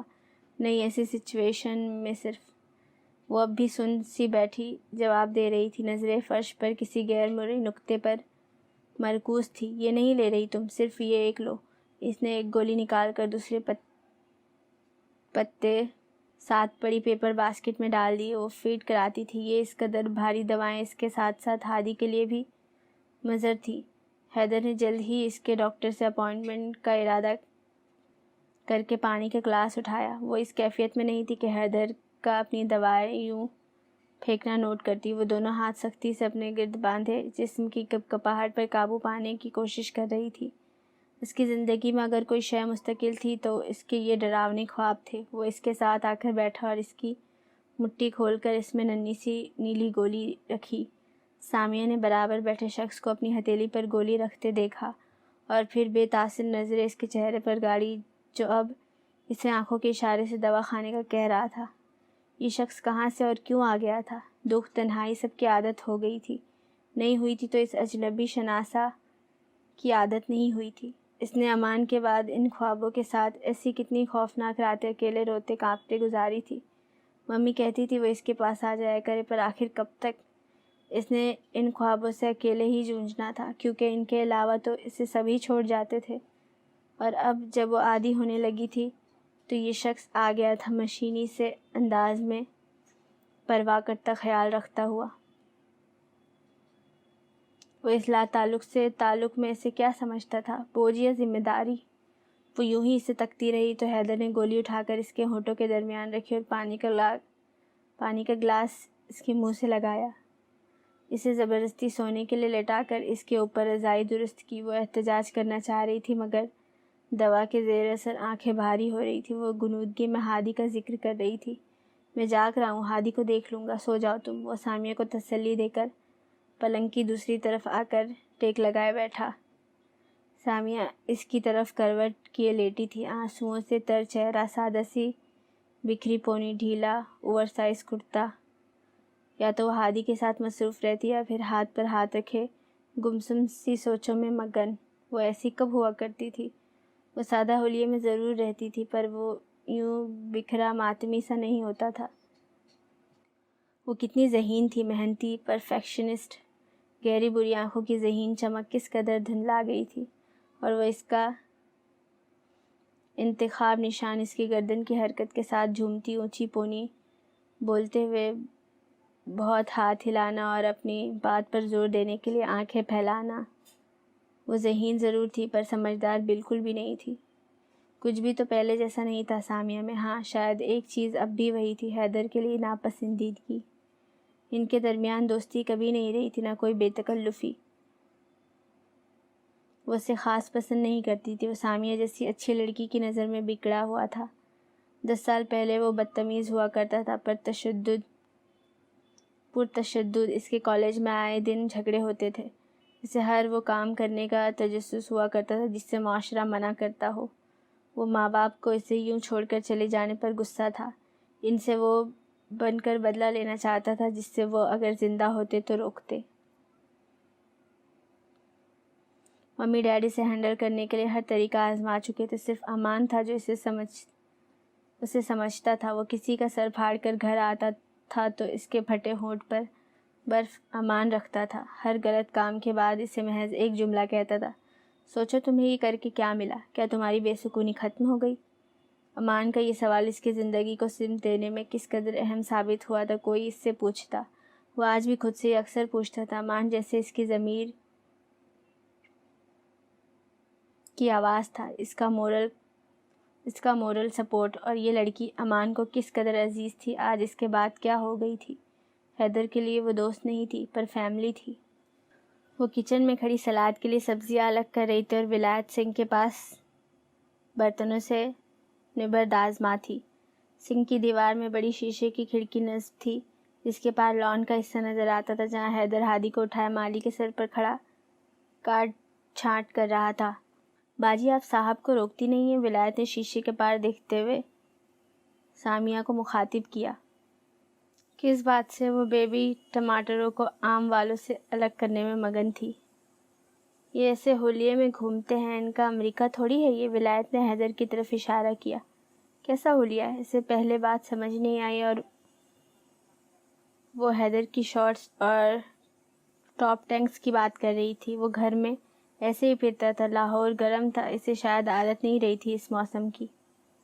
اس کا گھر ہے، جو چاہے کرے، میں کیوں منع کروں گی؟ ولایت بھی نہ، وہ اب بھی سبزیوں میں مصروف تھی۔ ہاں، آپ کیوں منع کریں گی؟ آپ کے تو شوہر ہیں، گناہ تو ہم نمانیوں کو ملتا ہے۔ ولایت کی بڑبڑاہٹ کافی اونچی تھی۔ سامیہ کا دماغ بھگ سے اڑا۔ وہ کیا کرے اس عورت کا؟ تمہیں جو بھی مسئلہ ہوا کرے نا، سیدھا اپنے صاحب کو بولا کرو، برائے کرم وہی لے کر آیا تھا اسے۔ بھگتے بھی وہ، سارا دن الٹی سیدھی باتیں کر کے وہ سامیہ کا بی پی اوپر نیچے کرتی رہتی تھی۔ وہ ولایت کی باتوں پر سر جھٹکتے سبزیوں کا ڈونگا اٹھائے ڈائننگ ٹیبل پر کاٹنے کچن سے نکل گئی۔ میں آفس جوائن کرنا چاہ رہی ہوں۔ ڈنر ٹیبل پر وہ دونوں ہی تھے، صرف سامیہ نے بنا تمہید مدعا رکھا۔ حیدر نے کانٹے میں پھنسایا پاستہ منہ میں رکھتے ہوئے اس کی بات سنی۔ اس خواب کے زیر اثر نیم خوابی کی سی کیفیت میں چند دن رہنے کے بعد وہ اب ٹھیک تھی۔ ڈاکٹر کے پاس بھی ہو آئی تھی۔ شاید اسی کا مشورہ تھا کہ وہ خود کو مصروف رکھے۔ دوپہر میں واپس آ جایا کروں گی، صرف چند گھنٹے، تب تک ممی کہہ رہی تھی وہ دیکھ لیا کریں گی ہادی کو۔ سامیہ نے اسے خود کو دیکھتا پایا تو بات جاری رکھی۔ وہ اس سے اجازت نہیں لے رہی تھی، بس اطلاع کر رہی تھی۔ وہ 2 دن سے وہ اس کشمکش میں تھی کہ وہ حیدر کو بتایا بھی ہے جب وہ آفس جانا شروع کرے گی تو اسے خود ہی پتہ چل جائے گا۔ وہ اس قدر ضدی اور اپنی منمانی کرنے والی تو کبھی نہیں تھی جیسا حیدر کے سامنے اس کا بن جانے کا دل کرتا تھا۔ خود کو بہت سی تعویلیں دے کر اس نے اس بات پر راضی کیا تھا کہ وہ اسے جیسا بھی سمجھتی آئی ہو، اتنا حق تو وہ رکھتا تھا کہ اسے بتایا جائے۔ یہ کڑوی تھی مگر حقیقت تھی۔ کب سے جوائن کرنے کا سوچ رہی ہو؟ اچھے چند منٹ خاموش رہنے کے بعد اس نے پوچھا تھا۔ اس منڈے سے، آج جمعہ تھا۔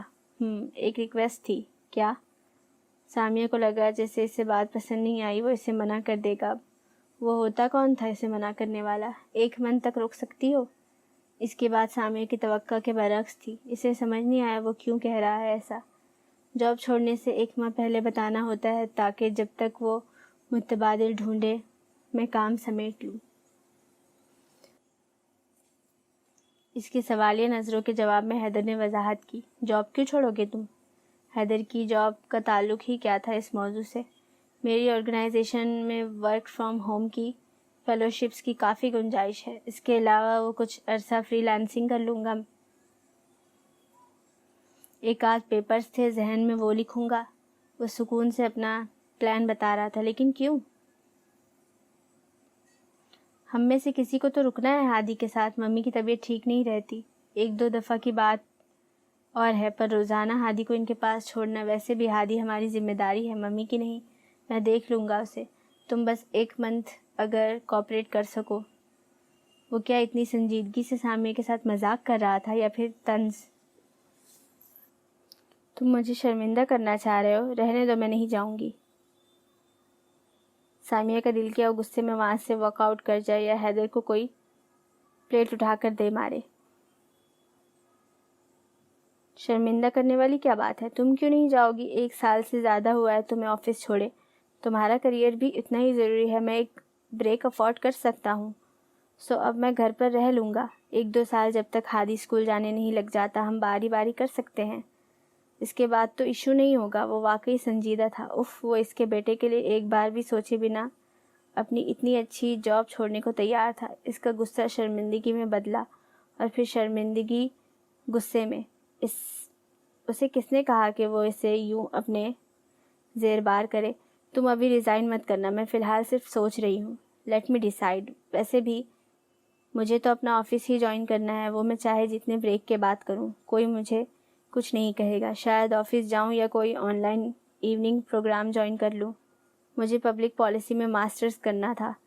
چند سال وہ رہ لے گی گھر پر، پڑھائی دوبارہ شروع کر سکتی ہے وہ۔ حیدر کتنا ہی سنجیدہ کیوں نہ ہو، وہ یہ احسان اس کا نہیں لے سکتی تھی۔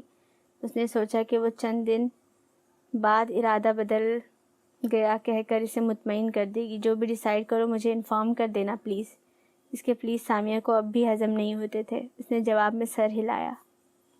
یہ کیا کر رہے ہو تم؟ وہ جو انہماک سے ڈرل مشین سے ہادی کے کمرے میں نئے فریم لگانے میں مصروف تھا، سامیہ کی آواز پر رکا، پھر پلٹا، فوٹو فریم اور مشین کی طرف اشارہ کیا یہ کر رہا ہوں۔ کیوں؟ وہ امان کی تصویریں تھیں جنہیں وہ اوپر والی منزل پر موجود کسی زمانے میں اس کے زیر استعمال کمرے سے لایا تھا۔ ہادی کے کمرے میں امان کی تصویریں ہونی چاہیے، ورنہ وہ اسے کیسے پہچانے گا؟ وہ واپس اپنا کام مکمل کرنے کے لیے پلٹا۔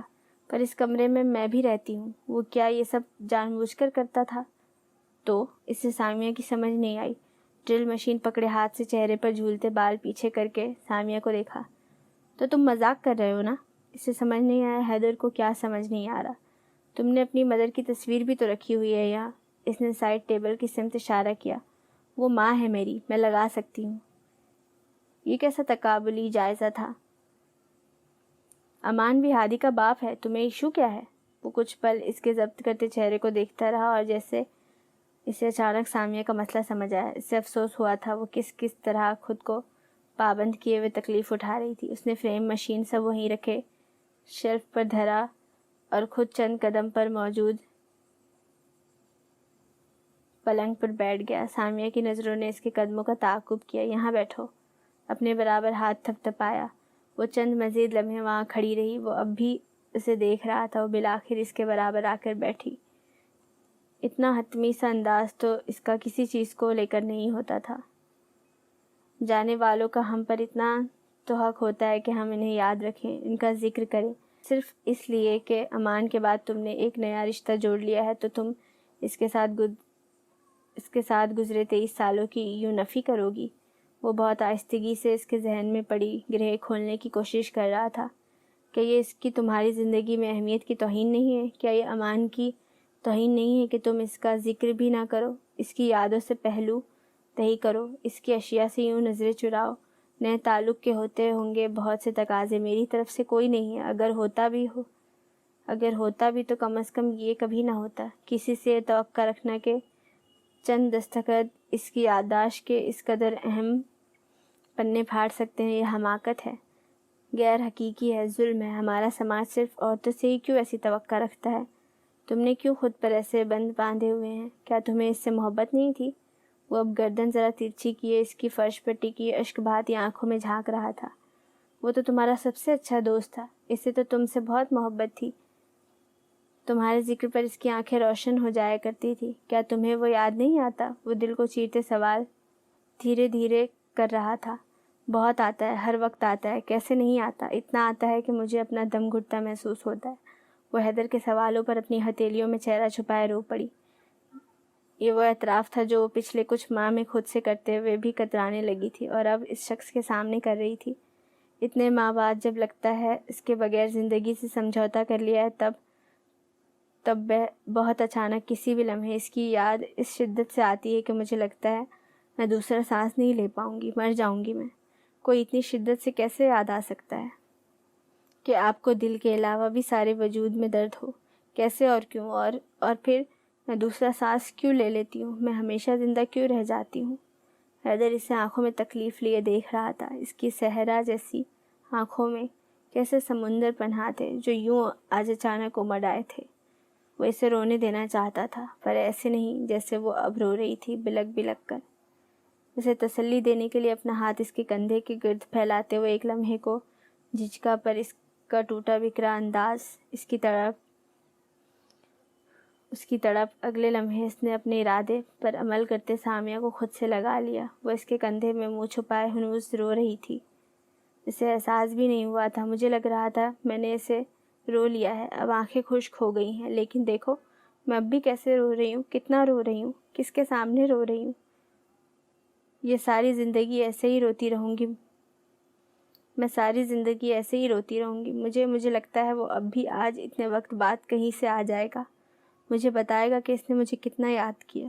وہ ہادی کو بھی نہیں دیکھ پایا، اسے کتنا انتظار تھا اس کا، وہ کتنا خوش تھا، میں کتنی خوش تھی، میں خوش کیوں نہیں رہ پاتی، مجھے خوش کیوں نہیں رہنے دیا جاتا؟ سارے عذاب میرے حصے میں کیوں آتے ہیں؟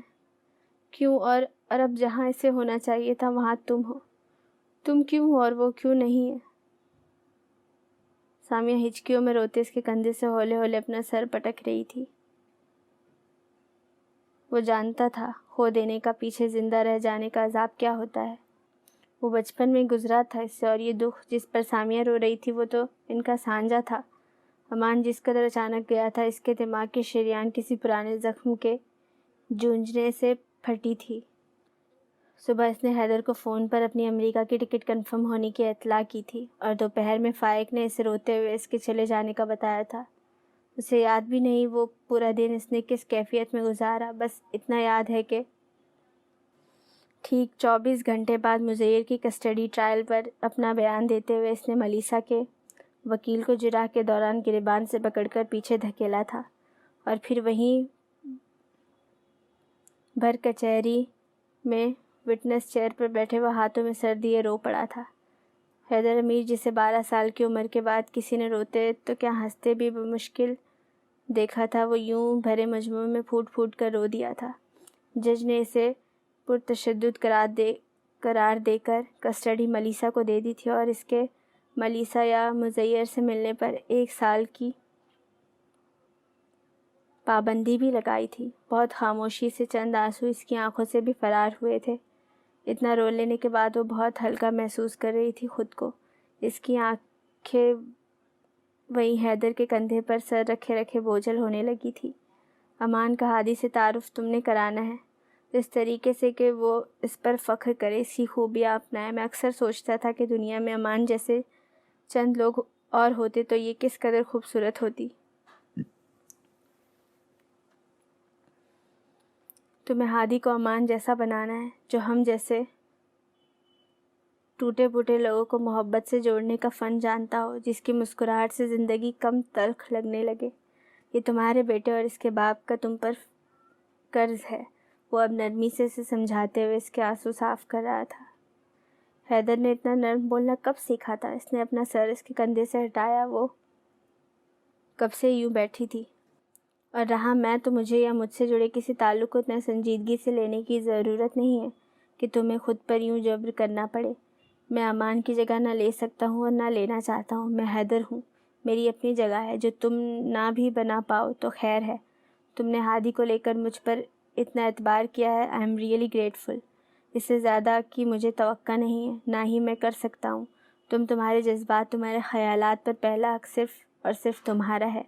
یہ تم سے تمہاری مرضی کے بنا سماج کا کوئی شخص، کوئی قانون، کوئی دستاویز نہیں چھین سکتا۔ سامیہ کے یوں چونک کر اپنا سر اٹھانے پر حیدر نے غیر محسوس انداز میں اس کے کندھے پر پھیلا اپنا بازو ہٹایا تھا۔ وہ چلتا ہوا دیوار کے پاس رکھے شیلف تک آیا اور وہاں سے ڈرل مشین اور فوٹو فریم اٹھائے۔ میری مدد کرو گی یہ لگانے میں؟ وہ اب فریم اس کی طرف بڑھاتے ہوئے اس سے پوچھ رہا تھا، جس پر سامیہ نے شدت گریہ سے سرخ پر متبسم چہرے کے ساتھ اثبات میں سر ہلاتے فریم تھام لیا۔ زندگی میں پہلی دفعہ وہ حیدر کی کسی بات کے جواب میں مسکرائی تھی۔ صدیوں کی جمی برف پر چند راڑیں پڑی، چند پگھلے ہوئے قطرے سطح پر ابھرے۔